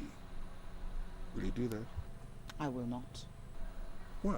Look, I have heard you speak, and I know that you command a lot of influence over the women folk. If you can get all of them out on strike, it means that you can control them whenever you want to. Run that ministry, and you'll be happy you did. Where is my husband? Oh, Mrs. Moremi, not again. We both know that your husband is history, so come on. Do you really think you can get away with all these atrocities? Do you? Well, let me tell you something. Someday and someday soon, you too will be history. Mrs. Moremi, I must remind you that I did not invite you out here to insult me. Bear in mind that you are addressing the head of state and commander-in-chief of the armed forces. Can I go now? No. Not until you've given me the video clip of the tape of that silent demonstration you had in your office a fortnight ago. Can I have it? I'm afraid the Secretary General of the United Nations has it. I see. That's your plan. To blackmail me before the international community. You ain't seen nothing yet. Unless you release my husband, and you release him now, you have not seen the power of a woman. All right. I'm going to release your husband, but that's going to be on one condition. That you give me that tape. Now. Forget it.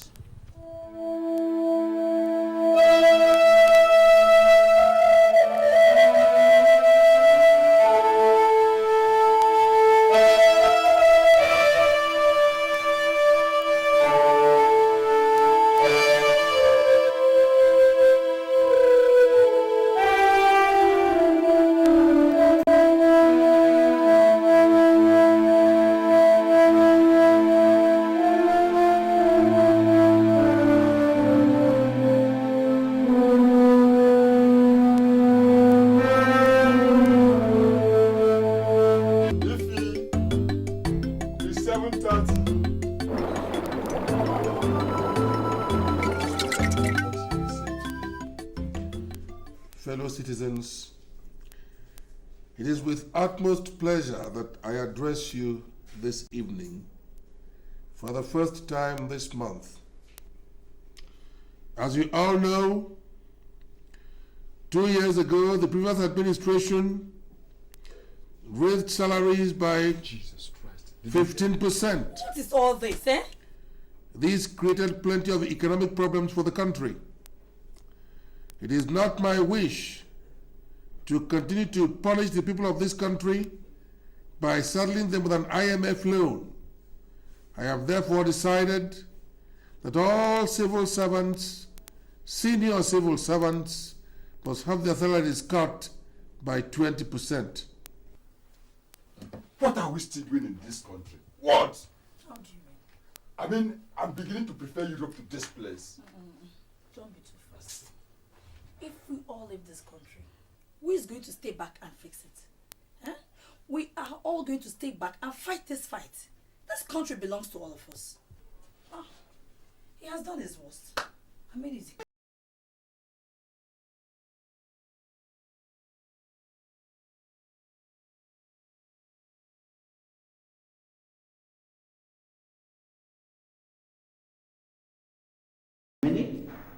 Your Excellency, sir, the situation in my country is the worst that has been seen in the whole of Africa. I will not go into the gory details because that could take days to report to you the level of deprivation that has been visited on the citizens of my country. There is starvation, there is a lack of self-worth even in the faces of the citizens because of the extreme measures which has been taken by the current administration to make sure that no one can speak up. You cannot even ask questions. There is a shortage of food. People cannot eat. Even babies are dying of malnutrition because no one can do anything. The doctors, many of them have been killed. Hospitals have been closed. Importation of vital goods has been stopped. It is something that is better left to the imagination. What of Nelson? Has he been found? In the words of President Amino, he is history. We don't even know where he is. We don't even know if he's alive. She said that to you? Your Excellency, he said that to me and more. I'm sure this matter has assumed an urgent dimension. And something must be done about it. Thank you. And we must start from Africa. Well, a delegation of leaders of the Organization for African Union visited him to find out exactly what was going on in the country. And sir, he walked them out of the room. Too bad. Well, I will advise you to stay back he will send a delegate from here to investigate the matter. If he's more powerful than Africa, he cannot be more powerful than all the countries or the United Nations organization, okay? Sir, I welcome very much that suggestion of sending a delegation. But I must add that I cannot stay back. I have to be with my people. You will help to contact the opinion leaders of your country in case their presence is needed. I will do that, sir. Thank you very much. Thank you, Your Excellencies.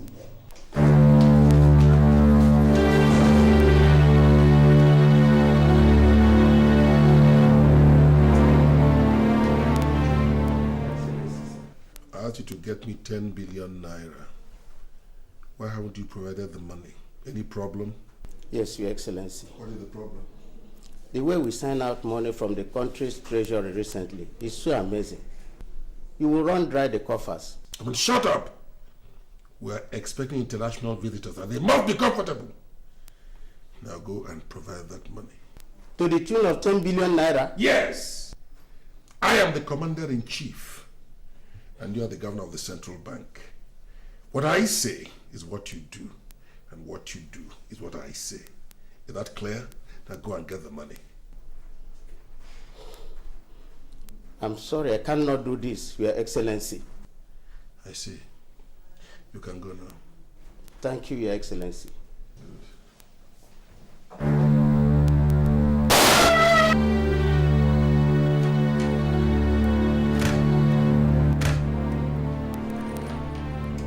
Now, Dr. Bassi, from now on, you are the governor of the central bank. Report to me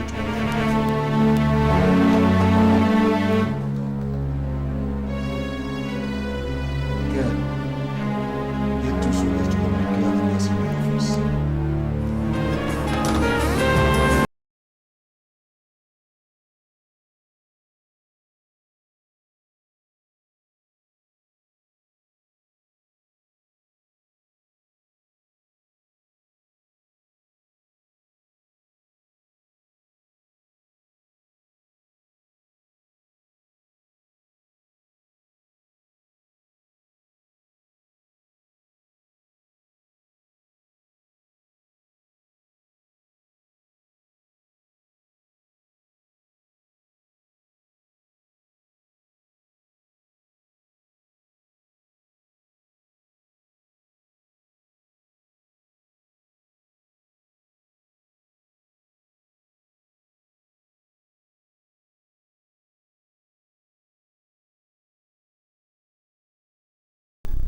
The men are here, sir. Bring them in.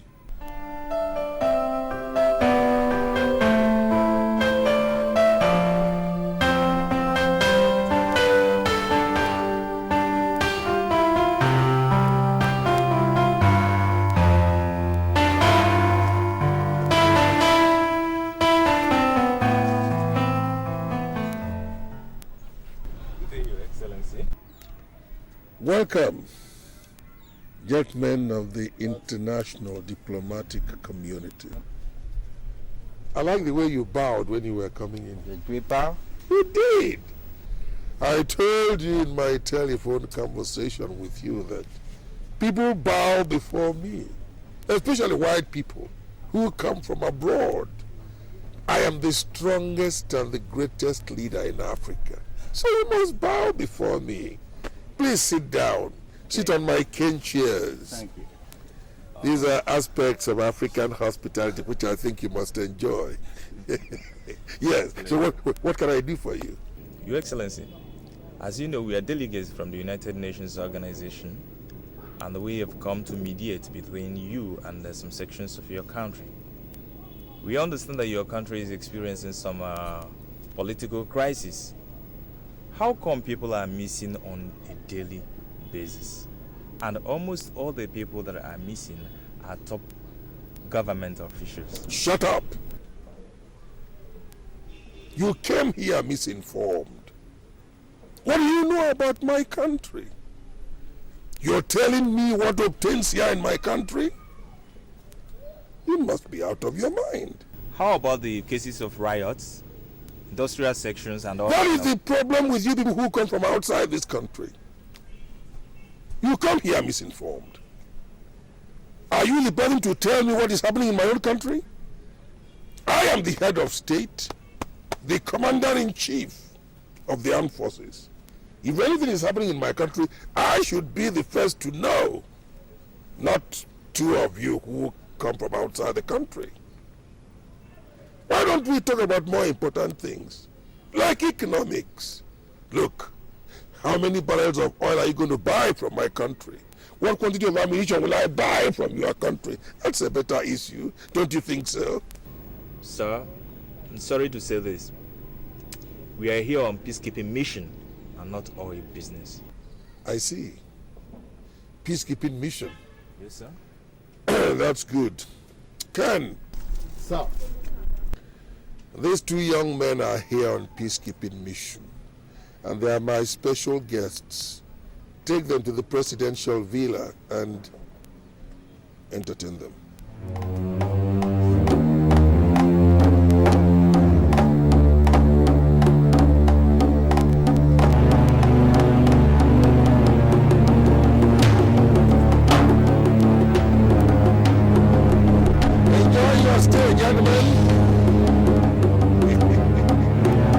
Now what you do now is frog jump. Okay? Now start. 1. Now 1, 2, 3, 4. 1. Come on. Come on. Let's go. 11, 12, 13, 14, 15, 17, 18, 19, 20. Aha. What have you done to Shut up! Don't ask questions. Shut up. You know what is the big bean? No, you know. No. London Bridge is falling down, falling down, falling down. London Bridge is falling down, my fellow. London Bridge is falling down, falling down, falling down. London Bridge is falling down, my fellow. London Bridge is falling down, falling down, falling down. London Bridge is falling down, my fellow. Now what do you do now? Listen, you jump. This one now. 1, 2, 3. I'll be counting, okay? Oh, you go. Come on, jump. Nzabu, Zabu, Nzabu, take it up, Zabu, Zabu, Nzabu, Zabu, Zabu, Zabu, Zabu, Zabu, Zabu, okay. Move it! Zabu, it's okay. Now, come here. Hey, go back. Hey, stand up. What's the next one? Go back. Shut up. Go back. Now position yourself. Huh? What you do for me now is carry this block on your head. Yes! 2, 3, go! Nzabu, Zabu, Nzabu, Nzabu, Zabu, Nzabu, Zabu,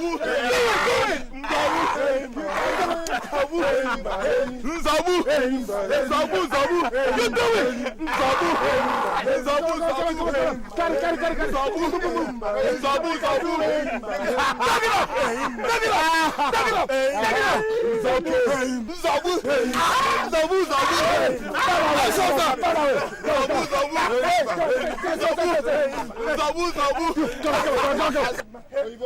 Now lie down. Lie down. Flat. Lie down. Please. Keep on. 2. Nzabu,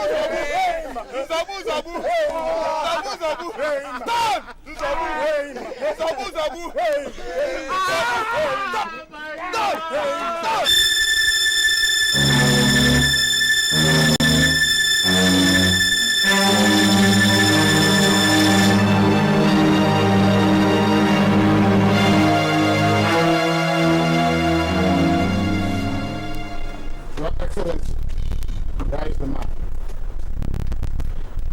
Good day, Your Excellency. Where have you been all day? Your Excellency, I have been in hospital. My wife was in labor. Shut up. The entire country is in labor and you're talking about your wife. I was having a meeting with members of the international community and you were not there to cover it. Why? I'm sorry, Your Excellency. You should be sorry for yourself. It's because you don't know your job. This is why the whole world hears just the voices of Nelson and his wife. Don't you realize that you are the megaphone of this government? Sorry, Your Excellency. Yes, you ought to be sorry. Now, how does the world get to know about the peace deal I struck with these people? How? Your Excellency, I'll phrase anything you may like and tell them. That is if you live to do that. Ken? Sir! Your Excellency, please. Sir, offer him cross country. Thank you, sir. Your Excellency, please,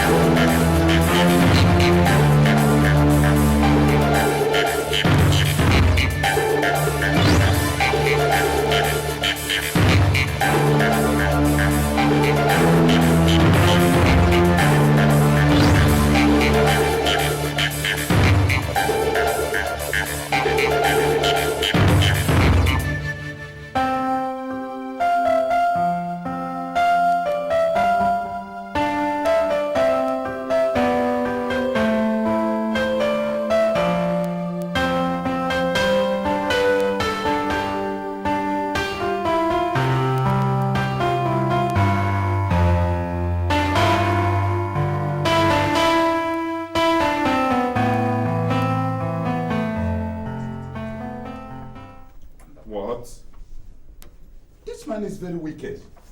So he has the audacity to humiliate our delegates to this extent? What gave him the impetus to send us these photographs? So, Amino now thinks he is above human conscription, eh? And where are Spencer and Carter? Have they returned? Well, I had to exempt them from this meeting on the excuse of dignity. Well, it's high time we dealt with Amino. He has insulted the international community. Yes, it has to be a high-class kidnap. Our mission here is to save our member nations from this ugly demise, to save them from this lunatic called Idris Amino. And thereafter, we set up a new government there. Have I spoken? Yeah. Yes. And we use him to dissuade other tyrants from enslaving their countries like that. Yes.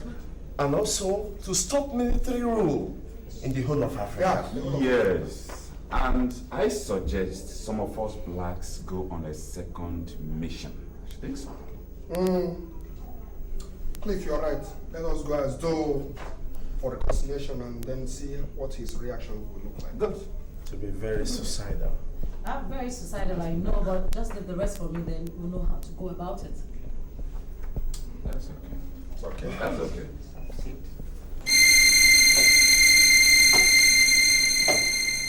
Good day, madam. Yes, officer, can I help you? Yes, I'm from the presidency. The commander-in-chief of the armed forces, General Idris Amino, wants to see you at the presidential villa tomorrow with immediate effect, madam. Is there something wrong? Madam, not quite, but he wants to see you at the villa with immediate effect. Good day, madam.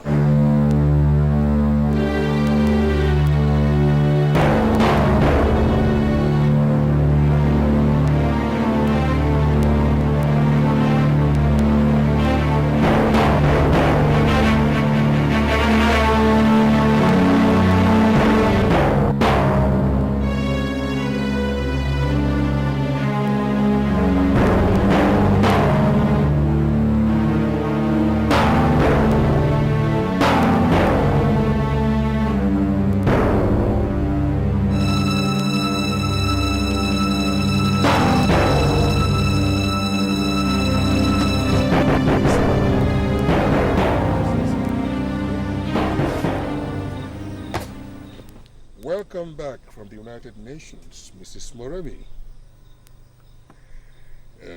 You addressed the United Nations and your favorite topic, me. Don't flatter yourself, sir. I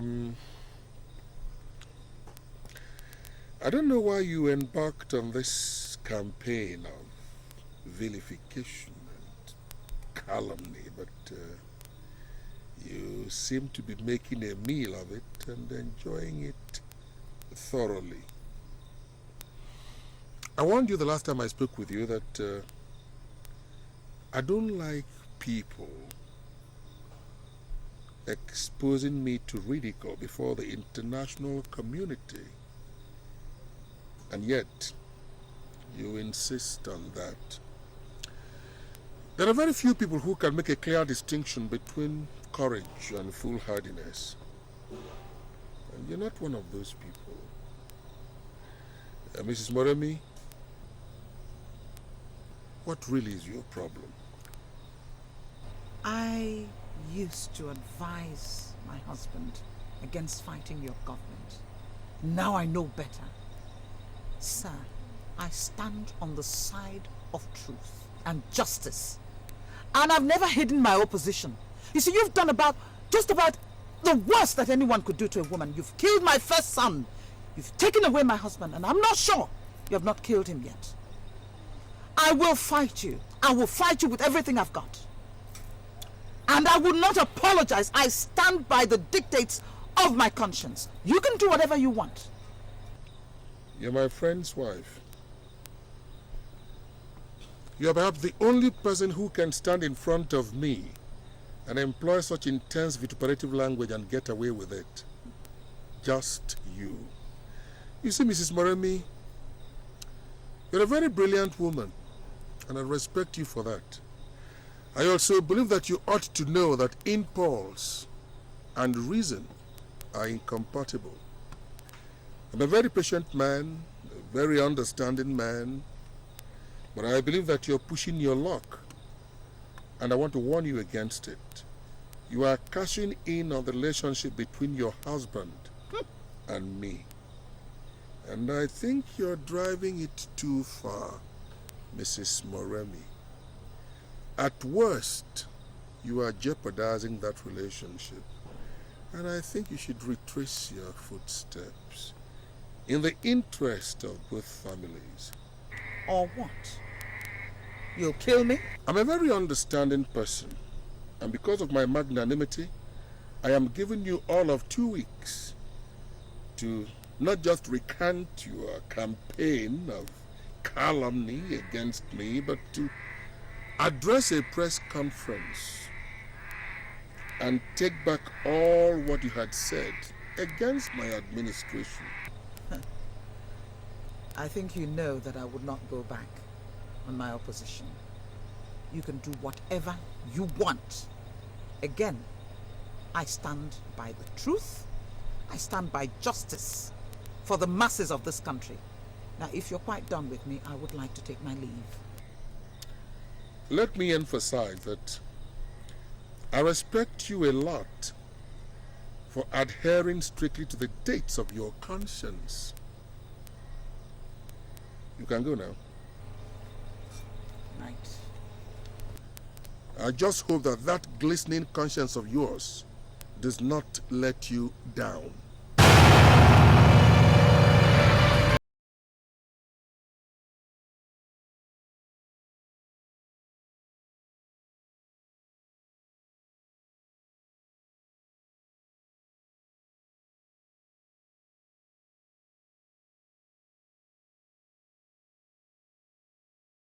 Excellency, please, we've come to apologize to you for the behavior of our counterparts.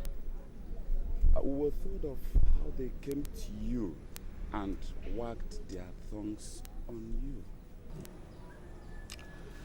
It's all right, it's all over now, but you should have been here to see what happened. They were literally poking their finger into my face. I just managed to prevent my soldiers from being provoked. But it's all of the past now. We are sorry for all that, Your Excellency. You know all these white men and their temper. Well, I have forgiven all of them. It's in the past now, like I said. God bless you, Your Excellency. It's all right. Thank you, Your Excellency. Thank you. Thank you, Your Excellency. You know, I told them about this our culture, bowing as you salute a senior. They did not even understand it. But that is what you have just done, because you understand the culture. But again, they are foreigners. I've forgiven them. Yeah. So let's move into business now. Your Excellency, I don't know if you'd be interested in oil business. Whether I'm interested. My country has an abundant supply of oil, which is natural, so I'm interested. In recognition of your country's abundant oil wealth, I want you to supply us oil to the tune of 1 million barrels per day for 6 uninterrupted months. I can supply you any quantity of oil you want. Any quantity. Well, Your Excellency, I think the rest of the discussion will be between you and our boss. Yes, but one thing. You must review the period you talked about. 6 months, that's small. Why don't you make it 1 year? So I know that we're in business. Well, the first 6 months will be probationary. If business goes well, you'll be given another 6 months. You know, in international market, we do things piecemeal. Well, it's all right. We'll try it and see how it goes. Well, Your Excellency, we are set for departure.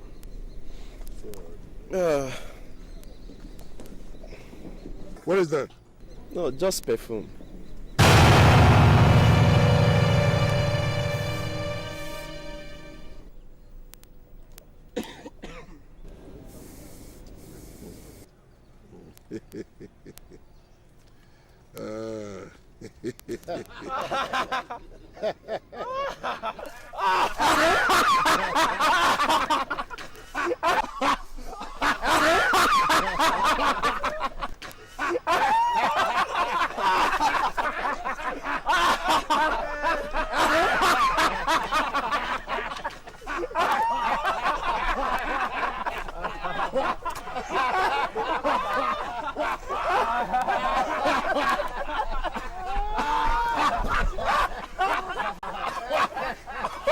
There's so much killing, so much looting, people suffering in the land. When the wicked are in power, the people suffer. When the righteous rule, the people rejoice.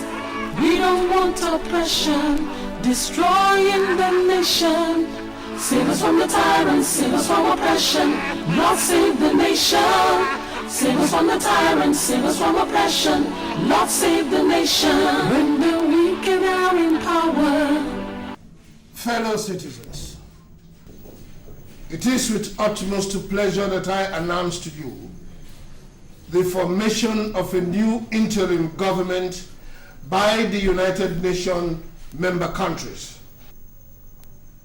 I, Barrister Nelson Moremi, has been mandated to be the head of this interim government. I have taken over from the tyrant Idris Amino, who as at now is in a foreign asylum receiving treatment.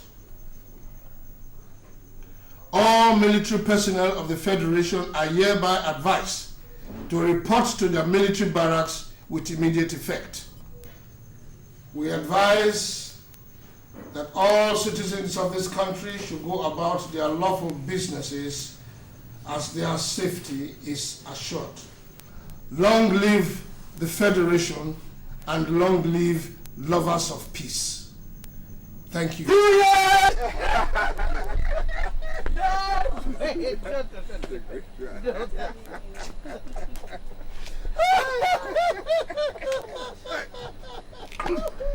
Let's talk. Sorry, Your Excellency. That's it. Alex, it's no more that way. You know, Alex, you're funny. I didn't know you were this funny. Tell us, where did they take you? It's a very long story. I am going to write a book on how we were treated by that tyrant, Amino. Well, let's just give thanks to God for coming out of it. Oh, yes. I must confess, this your wife is a tiger.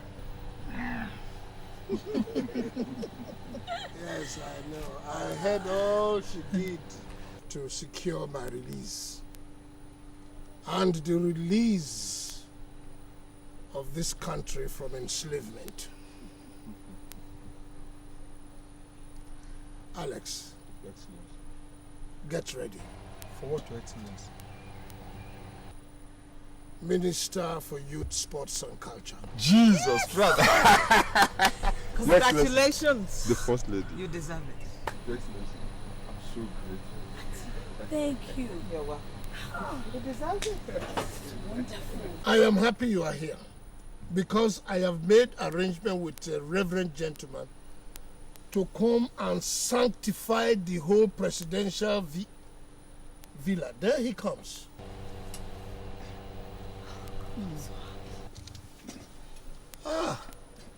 Good day, Your Excellency. You are welcome. Good day, sir. Of course you know how I'm happy you are here already. Yeah. Can we...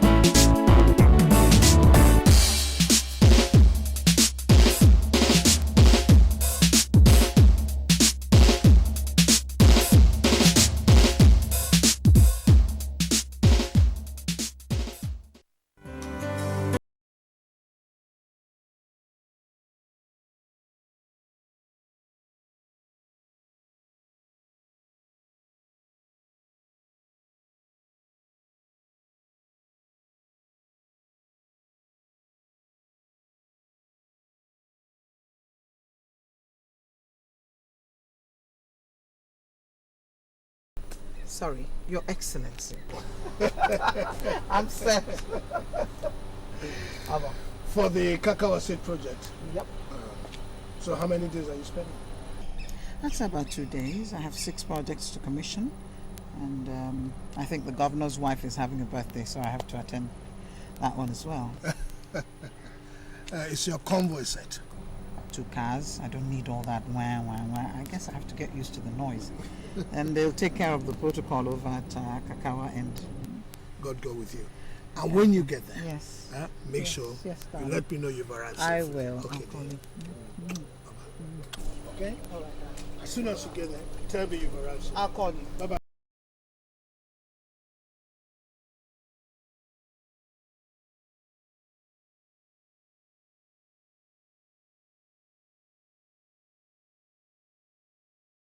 A special assistant attached to you throughout your stay in Kakawa State. He's at your service anytime. Thank you. A special driver, shoe shiner, hairdresser, all has been made available for you.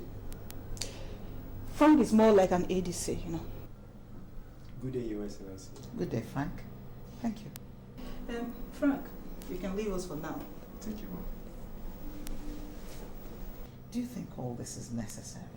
I'm only here for 2 days and I have my staff with me.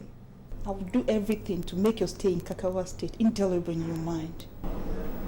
That's all well and good, but I want to believe that you're not spending unnecessarily. Not at all. You're welcome anytime. Thank you. Fran?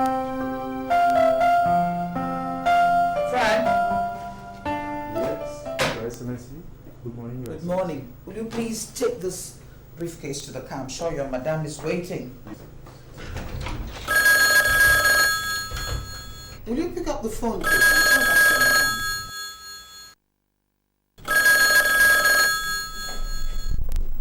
Hello? Yeah? This is Her Excellency's room? Hello? Hello? Who's on the line? Hello? Who was that? A man's voice, but he hardly spoke before he cut off the line. Didn't tell you what his name was? No, Your Excellency, he didn't make mention of his name. Okay, take those things to the car. Let's go.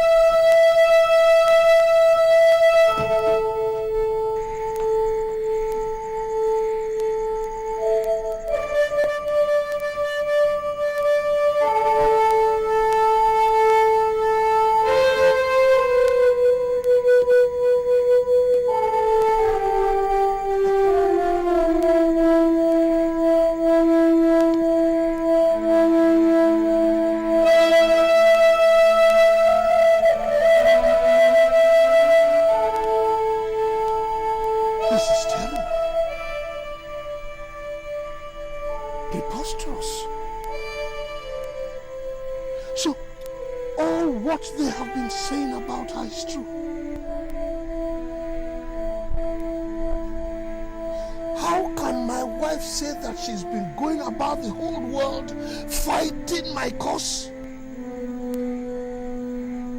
only to know now that she's been having extramarital diversions.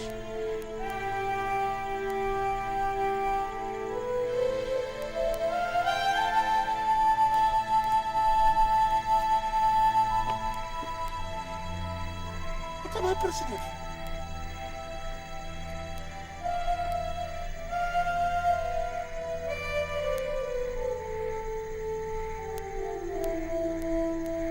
Now that you're a minister, how do we celebrate it?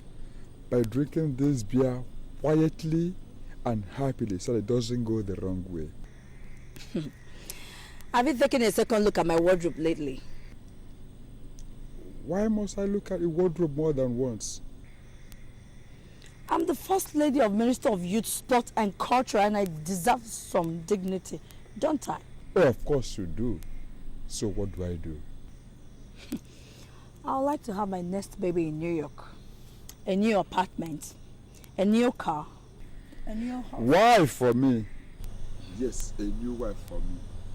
Now, listen, Ify. This government is a new government. We are here to correct the ills of the past government. We are government of the people, by the people, and for the people. We are not an extravagant set of administrators.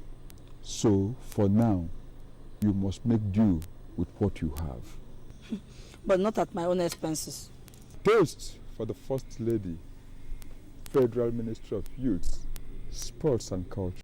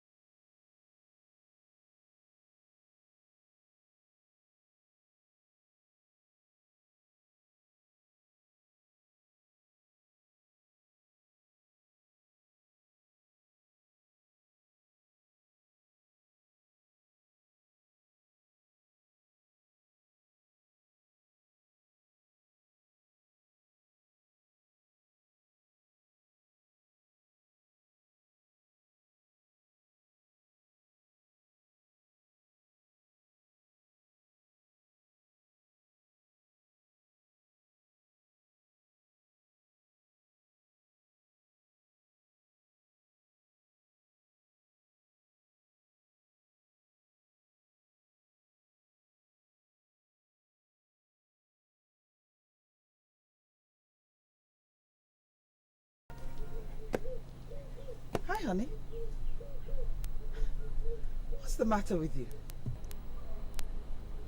Ever since I got back from Kakawa State, you've been rather funny. You've been very cold towards me. Who was the man who picked that phone when I called? Oh, so you were the caller with the hidden identity. So you were in that hotel room relaxing with one of your countless boyfriends when my call came in? How do you mean? Because the man said that I was calling Her Excellency's room. So you have been following me all over the place with that hidden identity approach. What can I say? Only God knows whether I've been unfaithful to you or not. Now, I ask you once again, who was that man that picked up that phone? Because I have been hearing a lot of stories about your escapades with men. And I think I begin to believe them. Oh, don't start with the gossips. Just don't go there. Don't start. Jenny, go inside, pack your things and leave. You heard me well. I said, go inside, pack your things, leave my house. I mean, leave the government house, leave my life, and leave for good.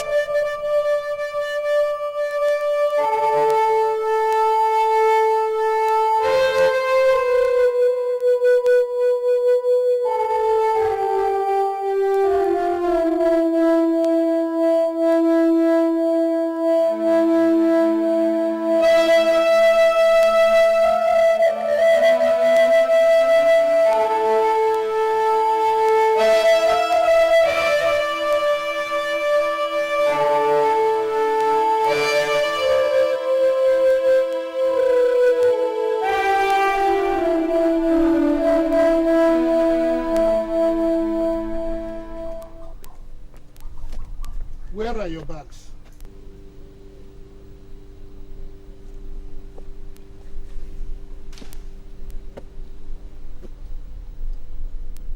When I came into your life,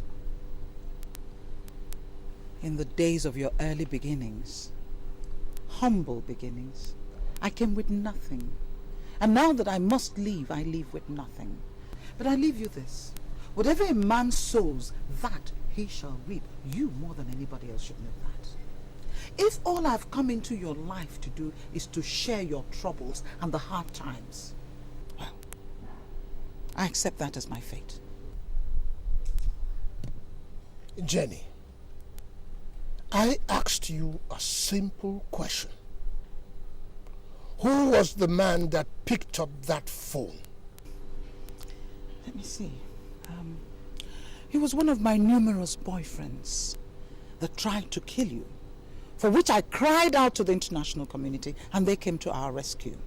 You are now free and you have all the time to listen to gossip. So you were in the room with that man. Who was the man? My room is not a shrine. It's not a no-go area for men. They come in there, they speak with me, and they go. So you were in there together. Doing what? Why don't you save yourself all this trouble? I'm leaving, aren't I? All right, I will call the Kakawa State Governor's wife and ask her who was your hotel companion. Very good. You do that. That'll solve the problem. Now, I have something upstairs to show you. Can we go? Now you go and bring it. I'm waiting for you here.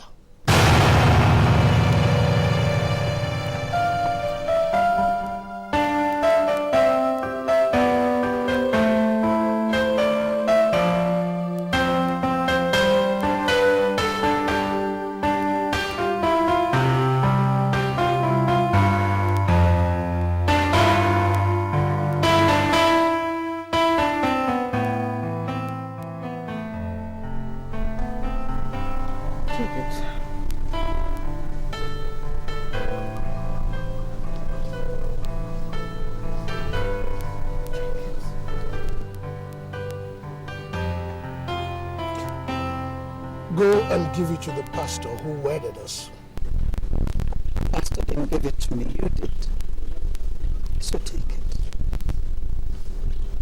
I kept my part of the bargain. I stood by you throughout the storm. Now the storm is over.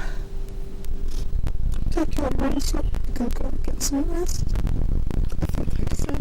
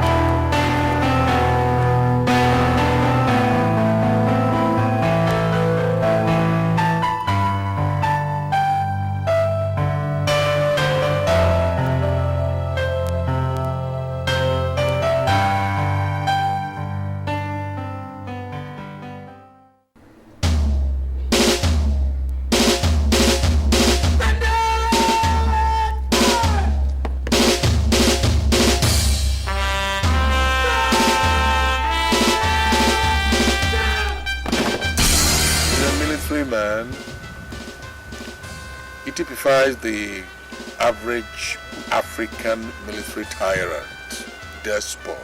Sir! Flog them. Yes, sir! Oh, sir! Order! First of all, anybody who is a military dictator does not owe any obligation to anybody because nobody voted for him. He is there courtesy of the guns he handles. Give me your speaker.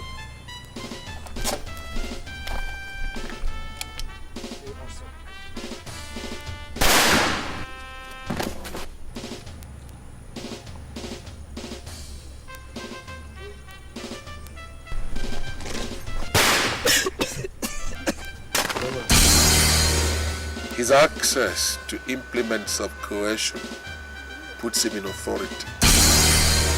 Interaction immediately. Stop him. You heard it! What did you do? What did you do to stop him? What?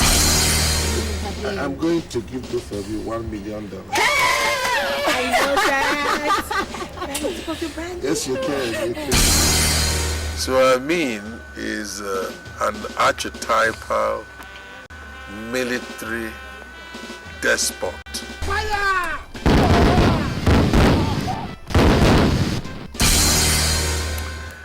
We are not trying to recreate the despotic life of Idi Amin in uniform. We are trying to X-ray of the African military in leadership. Sir, all I want, you never give him time to say anything. Now you want to talk. Let him finish. Okay. Don't look at him. Just let him finish. Come on, it's okay. I'm out of here. It's a study. It's sarcastic in a sense. It is satirical, right? But what we are trying to do, we don't have one individual in mind. Idi Amin or Babangida or any of them. No.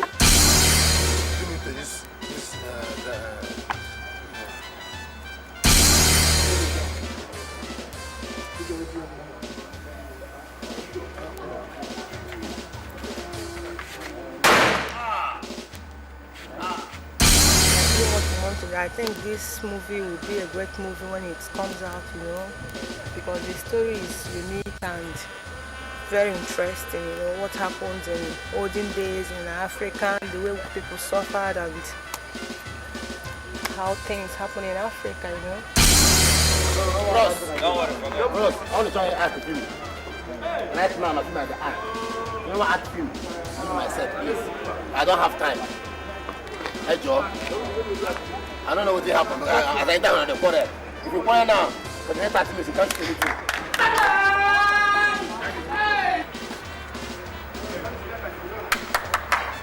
I don't know about something.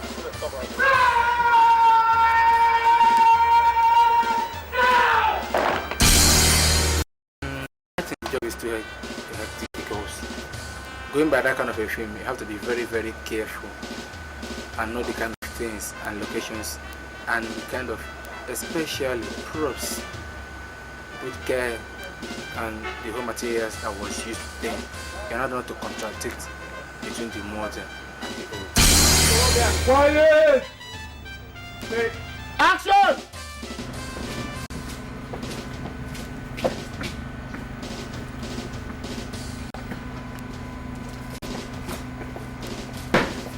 There are so many films out there with different synopsis, different concept, and generally I think this one is quite good in the sense that in every ramification I think it has a upper edge in so many films, and I think I must give it a very great mark that I think it's going to be one of the best movies in Africa. It could go anywhere in the world.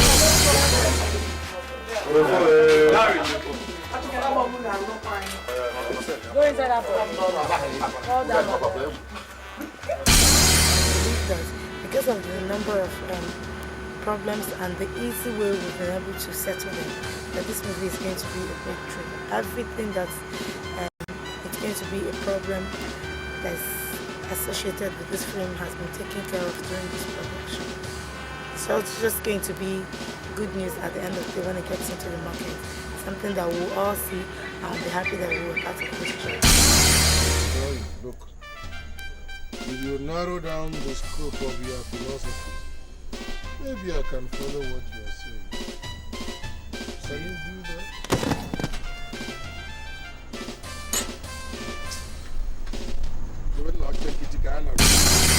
But all those who have been military leaders one time or the other fall within the mold of General Amino.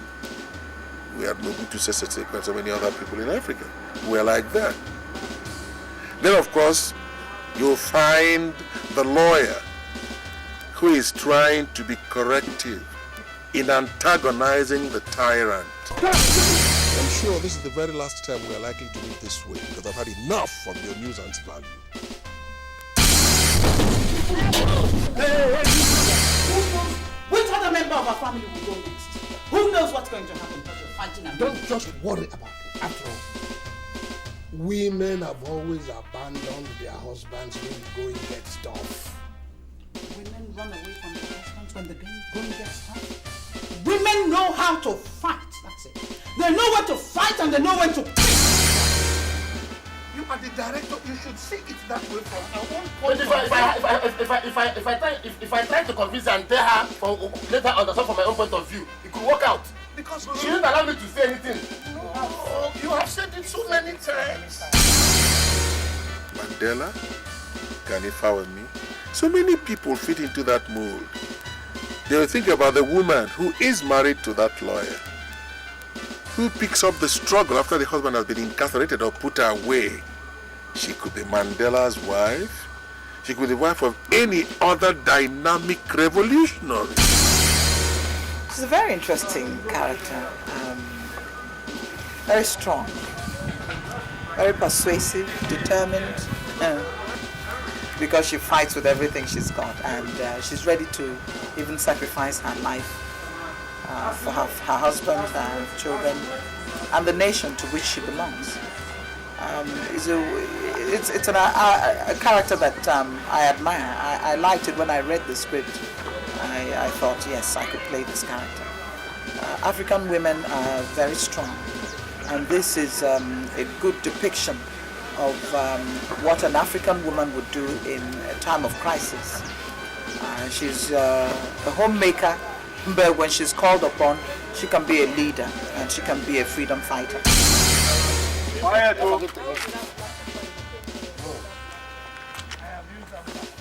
Shoot me! Rolling. Shoot me!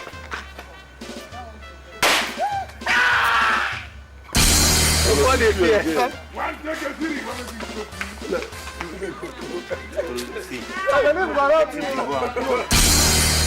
It's a great movie in the sense that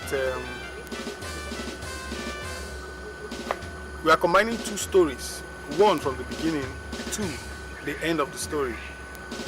We are bringing in a story of a despot in Africa in the past, and then the story of a liberator also in Africa, two extreme cases in Africa. One liberating his people, the other caging his people from two different parts of Africa. And then secondly, they should pump in a lot of money into it because it's, I mean, our films are going international now. So we are now trying to expose what we can do here in Nigeria. So we should bring the best out of it, and the only way we can bring the best out of it is pumping a lot of finance into it, and with finance we can get to places. Yeah, definitely I have, and we're not really the writer's concept, but our own concept, because scripts are collaboration of heads. Because when you put so many heads together, it will come out well.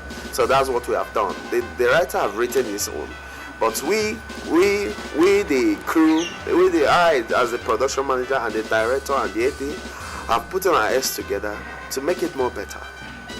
He has got a lot of politics, ethics, tricks, and then all the rest of it to challenge any movie. And it's a movie everyone will like to watch.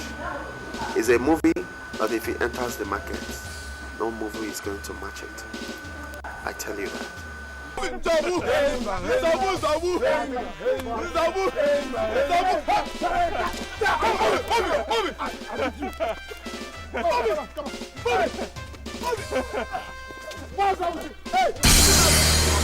There are a lot of things, a lot of important things in this job. Is a unique job. It's a very tasking script that needs all your attention, physically, mentally, psychologically, strength-wise, everything. It has to do with something you really have to go out and make research for. It has to do with military story, So it requires a lot of strength, a lot of creative thinking. And generally, the script is a wonderful one that everyone would want to watch. It's a very interesting job. You have good actors on set, and everything about it is just wonderful. Yes, sir. Well, Mobilizing Tyrant. It's a movie that is almost taking the waves of everywhere now, and people are asking why the movie The Tyrant is a movie that needed the professionals. And when you look closely into the movie, you understand that it has a different uniqueness. It's a movie that has its own presentation, totally different. It doesn't talk about love, that. It's a movie that is creative. It's an articulative movie. It's a movie that people took time, both in the scripting, down to general production, even down here in the post-production unit. You understand that it's a movie that took a lot of time. It's a movie with a purpose. The Tyrant is a movie, when you sit back and watch it, you'll be very, very happy you did enjoy it. So it's not something that is tied to a specific era. It encompasses the tyranny of military leadership in all parts of Africa, not necessarily the entire world.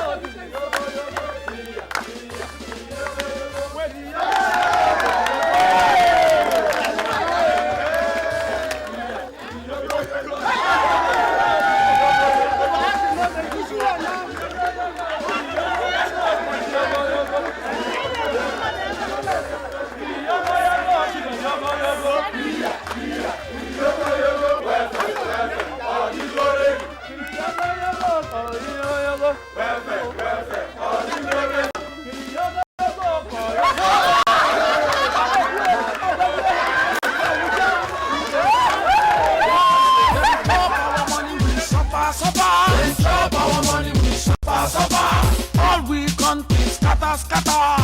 All we want is scatter, scatter. We don't need them. We don't want them, no. They're destroying our land. When the wicked are in power, the people suffer. When the righteous rule, the people rejoice. We don't want oppression, destroying the nation. Save us from the tyrants, save us from oppression. Lord, save the nation. Save us from the tyrants, save us from oppression.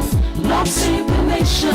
When the wicked are in power, the people suffer. When the righteous rule, the people rejoice. We don't want oppression, destroying the nation. Save us from the tyrants, save us from oppression. Lord, save the nation. Save us from the tyrants, save us from oppression. Lord, save the nation. When the wicked are in